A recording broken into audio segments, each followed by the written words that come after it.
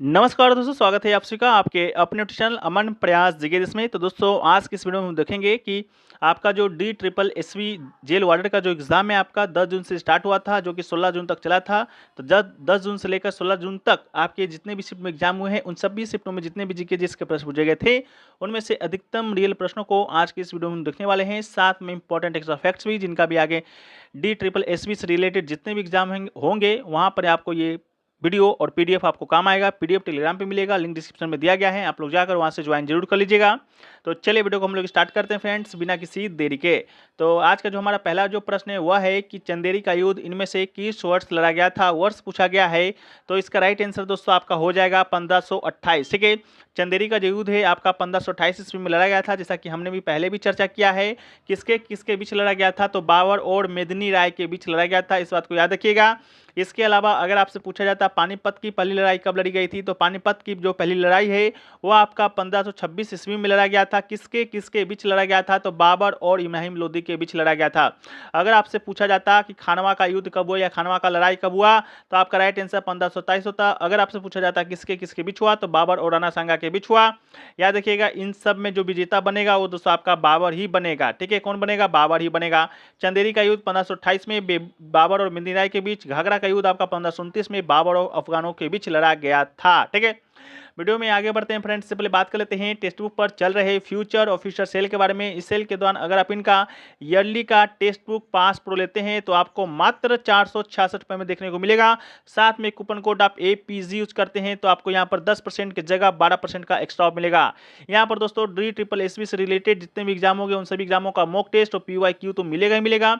साथ में पूरे भारत में जितने भी एग्जाम होते हैं लगभग 800 प्लस एग्जामों का 80,000 प्लस मॉक टेस्ट और 17,000 प्लस PYQ, जिसमें आपको SSC भी कवर होगा, रेलवे भी कवर होगा, बैंक, डिफेंस या स्टेट लेवल का एग्जाम होता है, चाहे बड़ा से बड़ा जितना भी एग्जाम हो, यूपीएससी से लेकर नीचे से नीचे एग्जाम ग्रुप डी तक के एग्जामों का मॉक टेस्ट और PYQ मात्र आपको एक ही पास में अनलॉक हो जाएगा। तो लिंक डिस्क्रिप्शन में दिया गया है, कमेंट सेक्शन में भी पिन किया हुआ रहेगा। याद रहे कूपन कोड APG यूज करना है। इसके अलावा आपका सिलेक्शन अगर हो जाता है किसी भी एग्जाम में तो आप इनसे अपना फुल रिफंड भी ले पाते हैं। ठीक है, तो APG कूपन कोड जरूर से जरूर यूज कीजिएगा, लिंक डिस्क्रिप्शन में दिया गया है, कमेंट सेक्शन में पिन किया हुआ रहेगा।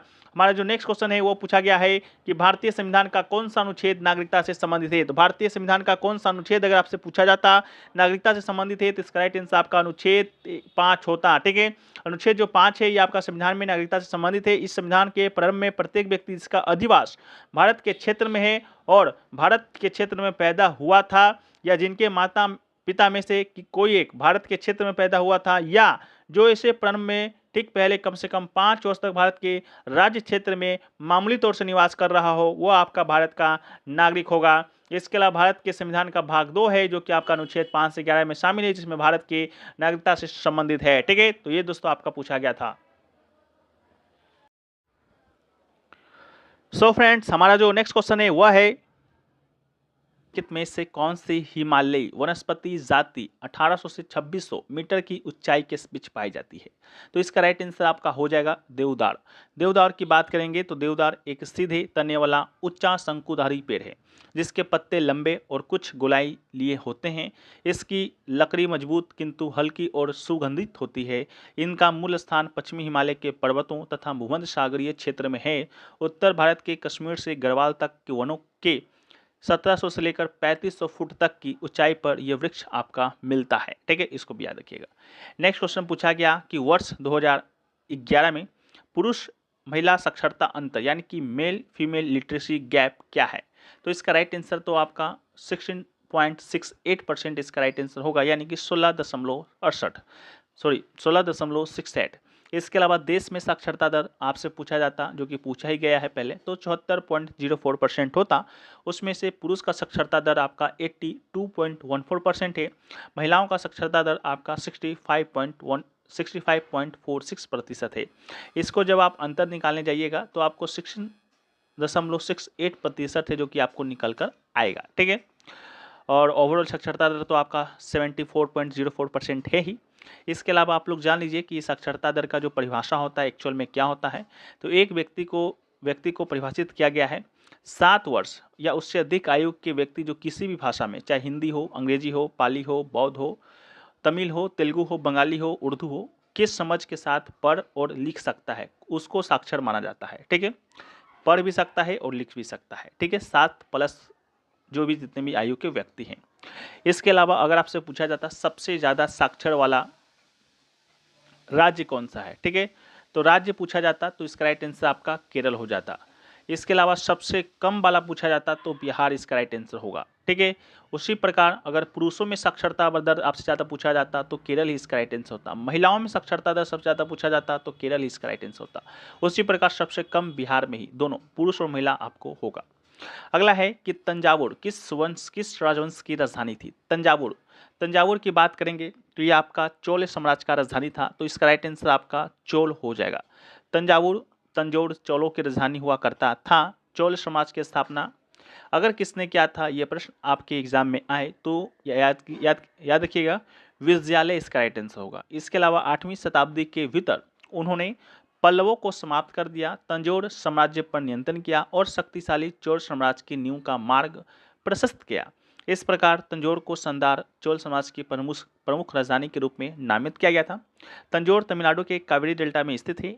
बाद में इसका नाम तंजावुर पड़ा। हो सकता है आपसे शायद ये पूछा गया होगा कि तंजावुर जो है वो आपका किस नदी के किनारे है, तो कावेरी नदी के किनारे होगा। ठीक है, इसके अलावा ये दक्षिण भारतीय वास्तुकला, कला और धर्म के लिए प्रसिद्ध स्थान है। ठीक है, नेक्स्ट क्वेश्चन है, इससे पहले है प्रतिहार वंश के बारे में जान लीजिए। प्रतिहार वंश की राजधानी कन्नौज है। सबसे प्रसिद्ध शासक की बात करेंगे तो नागभट्ट द्वितीय है। प्रसिद्ध इमारत आपका बटेश्वर मंदिर है जो कि प्रतिहार वंश के द्वारा बनाया गया है। चालुक्य वंश की राजधानी आपका बादामी हुआ करता। पुलकेशिन द्वितीय इसके संस्थापक थे, जो कि अभी प्रश्न आपके एग्जाम में पूछा ही गया है किसी न किसी शिफ्ट में। प्रसिद्ध मंदिर की बात करेंगे तो विरूपाक्ष मंदिर, जो कि देवराय द्वितीय के द्वारा बनाया गया था। राष्ट्रकूट वंश की बात करेंगे तो राष्ट्रकूट वंश जिसका राजधानी था मलखेर, और सबसे प्रसिद्ध शासक था आपका दंतीदुर्ग, जो कि राष्ट्रकूट वंश का स्थापना भी इसी ने किया था। सबसे प्रसिद्ध शासक कैलासा मंदिर एलोरा है, जो कि कृष्णा तृतीय के द्वारा बनाया गया था। चोल वंश की बात करेंगे तो राजधानी उड़ायूर या त्रिची है। सबसे प्रसिद्ध शासक राजाराज चोल प्रथम है। बृहदेश्वर मंदिर जो कि राजाराज चोल प्रथम के द्वारा ही बनाया गया था। पाल वंश की बात करेंगे तो इसकी राजधानी मुंगेर। सबसे प्रसिद्ध शासक आपका धर्मपाल, विक्रमशिला विश्वविद्यालय धर्मपाल के द्वारा बनाया गया था, जो कि बिहार के भागलपुर में स्थित है। नेक्स्ट क्वेश्चन है कि भारत की जनसंख्या में किशोर जनसंख्या कितना प्रतिशत है। किशोर जनसंख्या की बात करेंगे तो इसका प्रतिशत आपका 50 हो जाएगा। ठीक है, किशोर 53% एवं 47% क्रमशः 10 से 14 और 15 से 19 आयु समूह में व्याप्त है। युवाओं के लिए उपरोक्त विवरण प्रयोज्य है। नेक्स्ट क्वेश्चन है कि 2011 की जनगणना के अनुसार लक्षद्वीप की साक्षरता दर क्या है। लक्षद्वीप की साक्षरता दर की बात करेंगे तो इसका राइट आंसर आपका 91.80% आपका राइट आंसर होगा। 2011 की जनगणना के अनुसार लक्षद्वीप की साक्षरता दर 91.80% है। लक्षद्वीप की साक्षरता दर 2001 की जनगणना में 86.7% से बढ़कर 2011 में 91.8% हो गया था। भारत के सभी केंद्र शासित प्रदेशों में लक्षद्वीप का स्थान दूसरा है, इस बात को याद रखिएगा। और लक्षद्वीप की साक्षरता दर भारत की राष्ट्रीय औसत साक्षरता दर जो कि 73% इससे अधिक है, नहीं 74.04% है। ठीक है, इसको सुधार कीजिएगा आप लोग। इसके अलावा जो लक्षद्वीप है साक्षरता दर के मामले में केंद्र शासित प्रदेश प्लस राज्यों में दूसरा स्थान रखता है। पहला स्थान आपका केरल का है, लेकिन केंद्र शासित प्रदेशों में पहला स्थान लक्षद्वीप ही रखता है। नेक्स्ट क्वेश्चन है कि भारत की पहली अंडर वाटर मेट्रो किस राज्य में चलाई गई थी। भारत की पहली अंडर वाटर मेट्रो की बात करेंगे तो यह कोलकाता में चलाया गया, जो कि राइट आंसर आपका हो जाएगा। भारत की पहली अंडर वाटर मेट्रो टनल का निर्माण कोलकाता में हुगली नदी पर किया गया था। ठीक है, तो इसका राइट आंसर आपका हुगली नदी हो जाएगा। अगर नदी पूछा जाता, नहीं तो कोलकाता ही इसका राइट आंसर होगा। अगला है कि निम्नलिखित में से किस समिति की सिफारिश पर संविधान में मौलिक कर्तव्यों को शामिल किया गया था। तो राइट आंसर दोस्तों आपका हो जाएगा सरदार स्वर्ण सिंह समिति। सरदार स्वर्ण सिंह समिति की सिफारिश पर ही 1976 में 42वां संवैधानिक संशोधन किया गया था, जिसके माध्यम से मौलिक कर्तव्य को भारतीय संविधान में शामिल किया गया था भाग 4A में। इसके अलावा अगर आपसे आर्टिकल पूछा जाता तो आर्टिकल 51A में। इसके अलावा जो ये मौलिक कर्तव्य है, इसकी जो परिकल्पना है या यूएसएसआर के संविधान से लिया गया है, इसके अलावा और क्या याद रखिएगा, तो आप याद रखिएगा कि मौलिक कर्तव्य सरदार सोहन सिंह समिति के सिफारिश पर शामिल किया गया था 1976 में। लेकिन याद रहे कि जब 1976 में शामिल किया गया था तो मात्र 10 ही मौलिक कर्तव्य को शामिल किया गया था। जो एक मौलिक कर्तव्य है, वर्तमान में 11 मौलिक कर्तव्य है, तो 10 में से 11 में से जो एक मौलिक कर्तव्य है उसको 2002 में 86वां संवैधानिक संशोधन के माध्यम से शामिल किया गया था। ठीक है, इसको याद रखिएगा। नेक्स्ट क्वेश्चन है कि भ्रष्टाचार सूचकांक 2023 के अनुसार भारत की रैंक कौन सी थी। यह प्रश्न हमें कल भी देखने को मिला था और आज भी देखने को मिला है। पीडीएफ आप लोग को भेज दिया गया है टेलीग्राम पर। जो लोग भी ज्वाइन नहीं किए हैं जाकर वहां से ज्वाइन कर लीजिएगा, लिंक उसका डिस्क्रिप्शन में मिल जाएगा। ठीक है, तो इसका राइट आंसर आपका 93 हो जाएगा। ये जो भ्रष्टाचार सूचकांक है ट्रांसपेरेंसी इंटरनेशनल के द्वारा जारी किया जाता है। इसमें 180 देशों को 0 नंबर मिला है, जो कि 0 नंबर बताता है कि अत्यधिक भ्रष्ट वहाँ पर है। 100 नंबर अगर मिलता तो बहुत साफ वहाँ का भ्रष्टाचार होता के पैमाने पर स्कोर किया गया है। भारत का स्कोर 39 है, तो आप लोग समझ सकते हैं कि भारत किस स्थिति में है। जब स्कोर के अनुसार रैंकिंग की गई तो भारत 180 में से 93 स्थान पर पाया गया। ठीक है, तो इसका राइट आंसर 93 होगा। नेक्स्ट क्वेश्चन है कि भारतीय संविधान का कौन सा अनुच्छेद केंद्र और राज्यों के बीच शक्तियों को विभाजित करता है। अनुच्छेद पूछा गया तो राइट आंसर आपका अनुच्छेद 1 हो जाएगा। भारत का संविधान का अनुच्छेद 1 में कहा गया है कि इंडिया यानी भारत राज्यों का एक संघ होगा। इसके अलावा भारत के क्षेत्र में शामिल होंगे राज्यों के क्षेत्र, केंद्र शासित प्रदेश और कोई भी क्षेत्र जिसे भविष्य में अधिगृहित किया जा सकता है। इसका अर्थ है कि भारत एक संघ है जिसमें विभिन्न राज्य शामिल है जो इसके अभिन्न अंग है। भारतीय संघ नश्वर नहीं है, यहाँ राज्य संघ से अलग नहीं हो सकते हैं और उन्हें संघ से अलग होने का कोई भी अधिकार नहीं है। इसके अलावा शक्तियों का विभाजन केंद्र के पक्ष में है और संघीय दृष्टिकोण से अत्यधिक असमान है। अगला क्वेश्चन है कि भारत के संविधान का अनुच्छेद 49 में क्या प्रावधान किया गया है।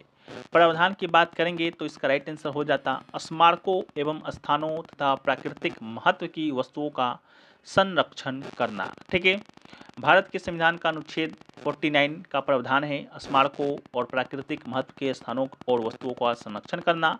ये जो अनुच्छेद 49 है ये राज्य के नीति निर्देशक सिद्धांत के अंतर्गत आते हैं, जिसे कि शॉर्ट फॉर्म में डीपीएसपी के नाम से जानते हैं, directive principle of state policy. ठीक है, डीपीएसपी की बात करते हैं तो इसका जो अवधारणा है आयरलैंड के संविधान से लिया गया है। ये भाग 4 से संबंधित है। अनुच्छेद की बात करेंगे तो 36 से 51। ये एक कल्याणकारी राज्य की अवधारणा को अपनाते हैं। ये देश के शासन में मौलिक हैं, ये गैर न्याय संगत हैं। ये राज्य की परिभाषा के तहत आने वाले संघ और राज्य सरकारों और अन्य सभी प्राधिकरणों पर लागू होते हैं। नेक्स्ट क्वेश्चन पूछा गया राज्यसभा का पदेन सभापति कौन होता है। राज्यसभा का पदेन सभापति की बात करेंगे तो इसका राइट आंसर होगा उपराष्ट्रपति। ठीक है, राज्यसभा का जो पदेन सभापति होता है वो आपका उपराष्ट्रपति होता है। जो भी देश के उपराष्ट्रपति होंगे ऑटोमेटिक वो राज्यसभा का पदेन सभापति हो जाएगा। तो वर्तमान समय में बात करेंगे तो वर्तमान समय में जगदीप धनखड़ आपके भारत के राष्ट्रपति हैं। तो जगदीप धनखड़ ही राज्यसभा के पदेन सभापति भी होंगे। ठीक है, इसके अलावा राज्यसभा के विषय में हम लोगों ने पहले की वीडियो में भी देखा है, अभी भी थोड़ा जान लेते हैं। संसद में दोस्तों आपका 2 सदन है। ठीक है, संसद का 2 सदन है, एक है आपका लोकसभा, एक है आपका राज्यसभा। लेकिन जो संसद मिलता है तो लोकसभा, राज्यसभा और प्रेसिडेंट जब मिलेगा तभी आपका संसद का निर्माण होगा, यानी कि संसद का 3 अंग है। ये भी प्रश्न आपके एग्जाम में पूछा जा चुका है। लोकसभा को हम लोग निम्न सदन के नाम से जानते हैं, वहीं पर राज्यसभा को हम लोग उच्च सदन के नाम से जानते हैं, यानी कि उच्चा सदन। ठीक है, उच्च सदन के नाम से जानते हैं। इसके अलावा लोकसभा का जो विघटन है हर 5 वर्ष के बाद होता है, लेकिन राज्यसभा का जो विघटन है कभी भी नहीं होता है। ठीक है, लोकसभा में आपका जो अधिकतम सदस्यों का संख्या है 550 और राज्यसभा में बात करेंगे 250 है। ठीक है, वहीं बात करेंगे 250 आपका है, लेकिन वर्तमान समय में 245 ही है। याद रहे कि राज्यसभा में सदस्यों का आपका कार्यकाल समाप्त होता है आपका। इसके अलावा राज्यसभा कभी भी विघटित नहीं होता है। हर साल 1/2 जो सदस्य हैं आपका 2 साल में आपका ये रिटायर होते हैं। ठीक है, सदस्यों का कार्यकाल 6 वर्षों का होता है राज्यसभा का, वहीं पर लोकसभा के सदस्यों का कार्यकाल आपका 5 वर्षों का ही होता है। ठीक है, इतना ही याद रखिए, बाकी और कुछ याद रखने की जरूरत नहीं है। बाकी उपराष्ट्रपति को पद की शपथ दिलाता है राष्ट्रपति। इसके अलावा भारत का उपराष्ट्रपति अपना त्यागपत्र भी राष्ट्रपति को ही दे सकता है और देता है। अगला है कि चंद्रयान-3 की सुरक्षित लैंडिंग करने के उपलक्ष्य में किस तारीख को राष्ट्रीय स्पेस डे मनाया जाएगा, ठीक है, या मनाया गया। तो इसका राइट आंसर आपका 23 अगस्त हो जाएगा, ठीक है। एक सरकारी अधिसूचना निकाला गया था, उसमें कहा गया था कि भारत चंद्रयान-3 मिशन की सफलता के उपलक्ष्य में 23 अगस्त को राष्ट्रीय अंतरिक्ष दिवस के रूप में मनाएगा। इसमें कहा गया था कि 23 अगस्त 2023 को चंद्रमा-3 मिशन की सफलता के साथ ही विक्रम लैंडर की लैंडिंग और प्रज्ञान रोवर की चंद्र सतह पर तैनाती के साथ ही भारत अंतरिक्ष में जाने वाले देशों के विशिष्ट समूह में शामिल हो जाएगा और चंद्रमा पर उतरने वाला चौथा देश और चंद्रमा के दक्षिण ध्रुव के निकट उतरने वाला पहला देश बन जाएगा। इसमें कहा गया कि मिशन के परिणाम आने वाले वर्षों में मानवता के लिए लाभकारी होंगे, ठीक है। चौथा देश, तो इससे पहले 3 देश कौन कौन से थे ये भी आप लोग को जानने की ज़रूरत है, और कल भी हम लोगों ने देखा ही था कि रूस आपका पहला देश है, रूस के बाद आपका यूएसए है, यूएसए के बाद चीन है, चीन के बाद आपका भारत का स्थान आता है जो कि चंद्रमा पर उतरा है। लेकिन चंद्रमा के दक्षिण ध्रुव पर सिर्फ भारत ही अब तक उतर चुका है, इसको याद रखिएगा।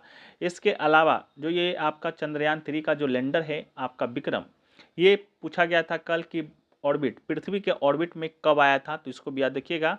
नवंबर 2023 में आ गया था, ठीक है, नवंबर 2023 में आ गया था। ये कल का प्रश्न पूछा गया। अगला है कि पुरी में रथ यात्रा किस हिंदू देवता के सम्मान में निकाली जाती है। तो पुरी में रथ यात्रा की बात करेंगे तो ये भगवान जगन्नाथ के सम्मान में निकाली जाती है। तो इसका राइट आंसर आपका होगा भगवान जगन्नाथ, ठीक है। रथ यात्रा कहिए या रथ महोत्सव कहिए, दोनों एक ही नाम है। हिंदू त्यौहार है जो प्रत्येक वर्ष उड़ीसा के पुरी में प्रसिद्ध जगन्नाथ मंदिर में मनाया जाता है। नेक्स्ट क्वेश्चन है कि निम्नलिखित में से कौन चालुक्य वंश के संस्थापक थे। चालुक्य वंश का संस्थापक हम लोगों ने ऊपर के स्लाइड में भी देखा है कि पुलकेशिन फर्स्ट आपका चालुक्य वंश का संस्थापक था। उसने बादामी या वातापी अपनी राजधानी स्थापित की थी। इसके अलावा पुलकेशिन वन का आपका उत्तराधिकारी कीर्तिवर्मन प्रथम बना। इसके अलावा विजयादित्य चालुक्य वंश का सबसे लंबे समय तक रहने वाला राजा बना। इसके अलावा पुलकेशिन द्वितीय ने पल्लव वंश के महेंद्र वर्मन प्रथम को हराया। इसके अलावा चालुक्य वंश के अंतिम राजा कीर्तिवर्मन द्वितीय को दंती दुर्ग ने हराया। दंती दुर्ग नाम सुनकर याद आया होगा, राष्ट्रकूट वंश का संस्थापक दंती दुर्ग ही था। अगला है निम्नलिखित में से कौन विश्व का सबसे बड़ा डेल्टा है। कल भी यह प्रश्न देखने को मिला था, आज भी यह प्रश्न देखने को मिला है। तो right answer Ganga Brahmaputra delta, इसका राइट आंसर होगा। गंगा ब्रह्मपुत्र डेल्टा विश्व का सबसे बड़ा डेल्टा है। तल छट के निक्षेपण जो एक नदी के द्वारा लिया जाया जाता है, एक लैंड फॉर्म का निर्माण करता है जिसे नदी डेल्टा कहा जाता है। इसके अलावा गंगा डेल्टा, जिसे सुंदरवन डेल्टा भी कहा जाता है, भारतीय उपमहाद्वीप के बंगाल क्षेत्र में और बांग्लादेश में स्थित है। इसके अलावा लगभग 1 लाख वर्ग किलोमीटर का डेल्टा सतह क्षेत्र है। गंगा डेल्टा 3 प्रमुख नदियों गंगा, ब्रह्मपुत्र और मेघना नदी से बनता है। गंगा डेल्टा भी दुनिया के सबसे उपजाऊ क्षेत्रों में से एक है, ठीक है, इसको भी आप लोग याद रखिएगा। नेक्स्ट क्वेश्चन पूछा गया और आज का लास्ट क्वेश्चन पूछा गया कि सामाजिक न्याय के लिए पीएम मोदी ने कौन सा पोर्टल लॉन्च किया है। तो सामाजिक न्याय के लिए अभी हाल ही में 3 मार्च या 13 मार्च 2024 को प्रधानमंत्री जी के द्वारा प्रधानमंत्री सामाजिक उत्थान रोजगार जन कल्याण पीएम सूरज पोर्टल को लॉन्च किया गया है, ठीक है। यह जो पोर्टल है सामाजिक न्याय एवं अधिकारिता मंत्रालय के द्वारा शुरू किया गया है। उन्होंने समाज के वंचित वर्गों को ऋण सहायता प्रदान करने के उद्देश्य से एक राष्ट्रव्यापी अभियान शुरू किया। इस कार्यक्रम में प्रधानमंत्री श्री नरेंद्र मोदी मुख्य अतिथि के तौर पर शामिल हुए। इसके अलावा कार्यक्रम के दौरान प्रधानमंत्री ने प्रधानमंत्री सामाजिक उत्थान रोजगार जन कल्याण पीएम सूरज राष्ट्रीय पोर्टल का ऑनलाइन अनावरण किया था। यह पोर्टल वंचित को प्राथमिकता देने, समाज के सबसे वंचित वर्गों के उत्थान के लिए मंत्रालय की प्रतिबद्धता का प्रतीक है और वंचित समुदाय का 1 लाख उद्यमियों को ऋण के प्रावधानों का समर्थन करता है। नेक्स्ट क्वेश्चन पूछा गया कि 2011 के जनगणना के अनुसार भारत की दूसरी सबसे अधिक बोली जाने वाली भाषा निम्न में से कौन सी है। तो सबसे ज़्यादा दूसरी पूछा गया था, तो राइट आंसर आपका बंगाली हो जाएगा, ठीक है। फर्स्ट पूछा जाता तो राइट आंसर आपका हिंदी होता। 2011 के जनगणना के अनुसार हिंदी बोलने वाला का प्रतिशत है 43.63%। बंगाली आपका दूसरे स्थान पर है 8.03% के साथ। मराठी आपका 4th स्थान पर है 6.86% के साथ, ठीक है। मराठी आपका तीसरे स्थान पर है, सॉरी, और तेलुगु आपका 4th स्थान पर है। ठीक है, इसके अलावा 2011 का जो जनगणना था, स्वतंत्रता के बाद आपका 5वीं जनगणना था। ठीक है, और स्वतंत्रता के बाद आपका 15वीं, सॉरी, ऐसे तो आपका 15वीं जनगणना था, लेकिन स्वतंत्रता के बाद आपका 7वीं जनगणना था। ठीक है, कंफ्यूज नहीं होना है। इसके अलावा 2011 की जनगणना के अनुसार सर्वाधिक आबादी वाला राज्य अगर आपसे पूछे तो उत्तर प्रदेश इसका राइट आंसर होगा। कम आबादी वाला राज्य अगर आपसे पूछे तो सिक्किम इसका राइट आंसर होगा। सबसे साक्षर राज्य पूछे तो केरल इसका राइट आंसर होगा। सबसे कम साक्षर पूछे तो बिहार इसका राइट आंसर होगा। ठीक है, इस बात को याद रखिएगा। और भारत का साक्षरता दर आपसे पूछे तो 74.14% इसका राइट आंसर होगा। एक्चुअल में जो डेटा है 74.04% का है, तो आप लमसम में याद रखिए 74%। नेक्स्ट क्वेश्चन है कि गोदावरी नदी का उद्गम स्थल निम्नलिखित में से कौन सा है। तो गोदावरी नदी का उद्गम स्थल की बात करेंगे तो इसका राइट आंसर आपका नासिक पहाड़ी हो जाएगा। ठीक है, नासिक के पहाड़ी से गोदावरी नदी का उद्गम स्थल है गंगा, जो केवल भारत में बहती है। के बाद गोदावरी भारत की दूसरी सबसे बड़ी लंबी नदी है। पहले पे गंगा है, गोदावरी आपका दूसरा पर आता है। गोदावरी नदी आपका महाराष्ट्र में, तेलंगाना में, आंध्र प्रदेश में, छत्तीसगढ़ में, उड़ीसा राज्यों से होकर है जो कि बहता है। अगला क्वेश्चन पूछा गया कि पहली निर्वाचित लोकसभा भारत में कब अस्तित्व में आई थी। ठीक है, तो भारत की बात करेंगे लोकसभा का पहली तो अप्रैल 1952 इसका राइट आंसर होगा। भारत के पहले आम चुनाव के बाद 17 अप्रैल 1952 को पहली लोकसभा का गठन किया गया था।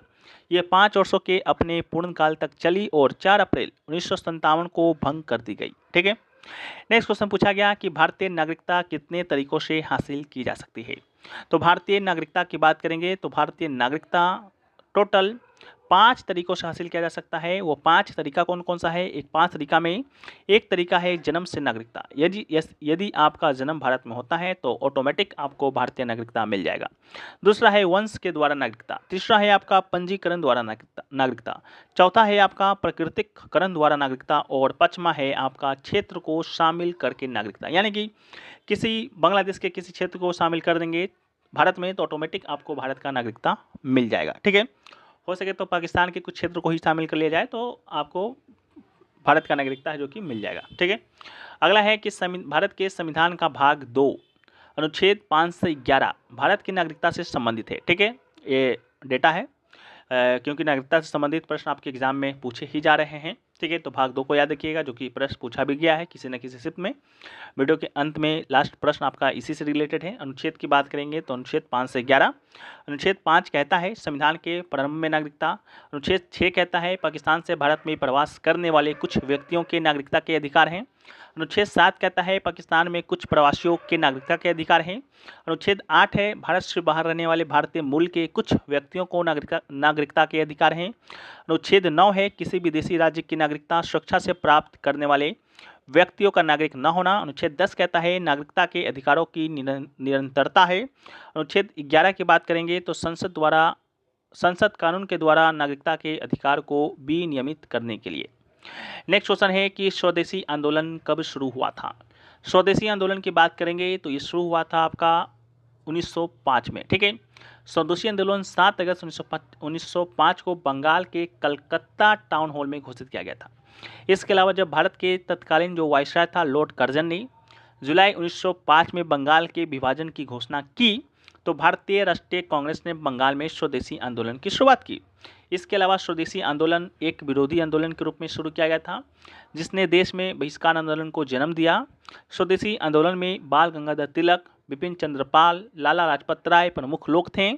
इसके अलावा इस आंदोलन का 2 मुख्य लक्ष्य था स्वदेशी वस्तुओं का प्रयोग करना और साथ में विदेशी वस्तुओं का बहिष्कार करना। इसके अलावा 1906 के कोलकाता अधिवेशन में दादा भाई नौरोजी की अध्यक्षता में स्वदेशी का प्रस्ताव पारित किया गया था। इस फैक्ट को भी याद रखिएगा। नेक्स्ट क्वेश्चन पूछा गया मुस्लिम लीग की स्थापना कब हुआ था। मुस्लिम लीग की स्थापना की बात करेंगे तो मुस्लिम लीग का स्थापना आपका हुआ था सन 1906 ईस्वी में। ठीक है, इसकी स्थापना 1906 में आगा खां, ढाका के नवाब सलीमुल्लाह और नवाब मोहिसन उल मुल्क के नेतृत्व में किया गया था। आगा खां मुस्लिम लीग के पहले आपके अध्यक्ष थे। इसके अलावा इसने बंगाल विभाजन का समर्थन किया, स्वदेशी आंदोलन का विरोध किया और अपने समुदाय के लिए विशेष सुरक्षा उपायों, मुसलमानों के लिए एक अलग निर्वाचक मंडल की मांग की। इसके अलावा मोहम्मद अली जिन्ना 1913 में मुस्लिम लीग में शामिल हुआ।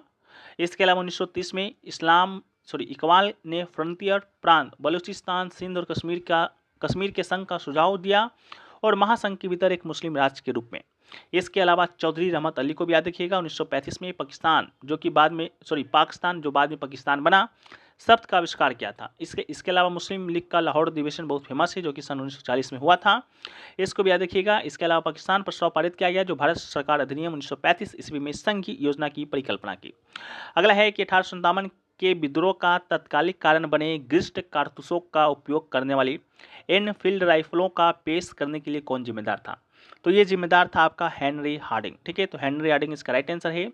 1857 के विद्रोह का तत्काल कारण की बात करते हैं तो तत्काल कारक एनफील्ड राइफल की शुरुआत किया गया था, वही आपका तत्कालिक कारण बना था। इसके अलावा कारतूस को बंदूक में लोड करने से पहले उसने काटना पड़ता था। ठीक है, हेनरी हार्डिंग जो कि 1844 से 1848 तक भारत के गवर्नर जनरल थे। गवर्नर जनरल के रूप में सेना के उपकरणों को आधुनिक बनाने का प्रयास किया। जिन एनफील्ड राइफलों को पहली बार पेश किया गया था वो उन चर्बी वाले कारतूसों का इस्तेमाल करते थे जिनके खिलाफ सिपाहियों ने विद्रोह किया था। अगला है पुस्तक एस अगेंस्ट ऑड्स के लेखक कौन है? पुस्तक एस अगेंस्ट ऑड्स की बात करेंगे तो इसके लेखक थे सानिया मिर्जा। तो राइट आंसर आपका हो जाएगा सानिया मिर्जा। ठीक है, सानिया मिर्जा इसका राइट आंसर होगा। सानिया मिर्जा इस पुस्तक में अपने आत्मकथा में खुद के जीवन के बारे में लिखी हैं। इसको शाहरुख खान के द्वारा विमोचित किया गया था सन 2016 में। इसके अलावा सानिया मिर्जा एक प्रसिद्ध भारतीय टेनिस खिलाड़ी हैं जो कि पूर्व में विश्व नंबर 1 पर बनी हुई थी और उन्होंने 6 ग्रैंड स्लैम है जो कि अपने नाम किया था और 2013 में इन्होंने आपका संन्यास ले लिया था। अगला क्वेश्चन पूछा गया कि होम रूल लीग की स्थापना किसने की थी? होम रूल लीग की स्थापना एनी बेसेंट के द्वारा मुख्य रूप से किया गया था, तो एनी बेसेंट इसका राइट आंसर होगा। स्थापना 28 अप्रैल 1916 को किया गया था मद्रास में। और याद रहे इसी वर्ष आपका होम रूल लीग की स्थापना एक अन्य जगह पर बाल गंगाधर तिलक के द्वारा भी किया गया था। ठीक है, तो ऑप्शन में बाल गंगाधर तिलक रहे या एनी बेसेंट रहे, तो दोनों में से कंफ्यूज ना होना है, बस डेट को याद रखिएगा। अप्रैल में एनी बेसेंट ने किया था और सितंबर में बाल गंगाधर तिलक ने किया था। इसके अलावा उन्होंने पूरे भारत में 200 से अधिक शाखाएं भी खोली है। इसके अलावा भारतीय होम रूल आंदोलन ब्रिटिश भारत में आयरिश होम रूल आंदोलन की तर्ज पर किया गया था। अप्रैल 1916 में बेलगाम में बाल गंगाधर तिलक के द्वारा इंडियन होम रूल लीग की स्थापना की गई थी। यहाँ अप्रैल नहीं होगा, यहाँ आपका सितंबर में किया गया था। ठीक है, नेक्स्ट क्वेश्चन है कि पीएम कुसुम योजना का उद्देश्य क्या है? पीएम कुसुम योजना की बात करेंगे तो पीएम कुसुम योजना का उद्देश्य था डीजल और मिट्टी के तेल पर किसानों की निर्भरता को दूर करना और पंप सेटों को सौर ऊर्जा से जोड़ना। ठीक है, तो इसका राइट आंसर था। अगला है राज्य निर्वाचन आयोग की नियुक्ति कौन करता है? ये प्रश्न हमने कल परसों तरसों तीनों दिनों है जो कि डिस्कस किया है, आज भी कर रहे हैं, क्योंकि आज आपके एग्ज़ाम में किसी न किसी शिफ्ट में ये प्रश्न देखा गया है। तो राज्य निर्वाचन आयोग की नियुक्ति की बात करते हैं तो नियुक्ति राज्य के राज्यपाल के द्वारा किया जाता है। जैसा कि अगर उत्तर प्रदेश के राज्य निर्वाचन आयोग को नियुक्ति करना है तो उत्तर प्रदेश के राज्यपाल करेंगे, बिहार का करना है तो बिहार के राज्यपाल करेंगे। इसके अलावा अगर केंद्रीय निर्वाचन आयोग की नियुक्ति की जब बात आएगी तो उसकी नियुक्ति राष्ट्रपति के द्वारा किया जाएगा। राज्य निर्वाचन जो आयोग है वो पंचायत का जो चुनाव होता है उसके कराने का जो आपका रहता है, जो भी रहे वो आपका राज्य निर्वाचन आयोग के ऊपर ही रहता है। और लोकसभा हो गया, विधानसभा हो गया, विधान परिषद हो गया, इसके अलावा राज्यसभा हो गया, इन सभी का चुनाव कराने का जो जिम्मेदारी है केंद्रीय निर्वाचन आयोग के ऊपर रहता है और राज्य निर्वाचन आयोग के ऊपर सिर्फ पंचायतों का चुनाव कराने का जिम्मेदारी रहता है। ठीक है, नेक्स्ट क्वेश्चन है आत्मकथा, यानी कि आत्मकथा अनब्रेकेबल इन ऑटोबायोग्राफी भारत के निम्नलिखित में से किस खिलाड़ी के द्वारा लिखा गया है? कल ही हम लोगों ने देखा है अनब्रेकेबल के बारे में, जब आपका युवराज सिंह का आत्मकथा के बारे में पूछा गया था या महात्मा गांधी के बारे में पूछा गया था। ठीक है, तो कल हम लोगों ने देखा था कि अनब्रेकेबल जो पुस्तक है MC मेरी कॉम के द्वारा लिखा गया है। इसके अलावा the test of my life आज के फर्स्ट शिफ्ट में आया है, तो टेस्ट ऑफ माई लाइफ की बात करेंगे ये आपका युवराज सिंह के द्वारा लिखा गया है। ये शॉर्ट हिस्ट्री की बात करेंगे ये आपका लिखा गया है किसके द्वारा? तो अभिनव बिंद्रा के द्वारा। इसके अलावा गोल्डन गर्ल ऑटोबायोग्राफी की बात करेंगे तो PT उषा के द्वारा लिखा गया है, तो इसका राइट आंसर PT उषा होगा। अगला है पुस्तक माई म्यूजिक माई लाइफ की आत्मकथा है, तो पुस्तक माई म्यूजिक माई लाइफ की बात करेंगे तो रविशंकर इसका राइट आंसर होगा। ठीक है, ये पुस्तक आपका रविशंकर जी की आत्मकथा का नाम है। इस पुस्तक में उन्होंने एक युवा यात्रा करने वाले नर्तक से एक ग्रैमी पुरस्कार विजेता के रूप में अपने परिवर्तन का वर्णन किया है। इसके अलावा ये इस आत्मकथा में भारतीय शास्त्रीय संगीत का इतिहास और सितार बजाने के तरीके पर एक पुस्तिका शामिल है। नेक्स्ट क्वेश्चन है कि सती प्रथा पर प्रतिबंध कब और किस गवर्नर जनरल के द्वारा लगाया गया था। सती प्रथा की बात करेंगे तो सती प्रथा पर जो प्रतिबंध है वो आपका सन 1829 में लॉर्ड विलियम बेंटिक के द्वारा लगाया गया था। तो राइट आंसर आपका 1829 लॉर्ड विलियम बेंटिक होगा। लॉर्ड विलियम बेंटिक बंगाल के अंतिम गवर्नर जनरल थे और पहले गवर्नर जनरल बने थे भारत के।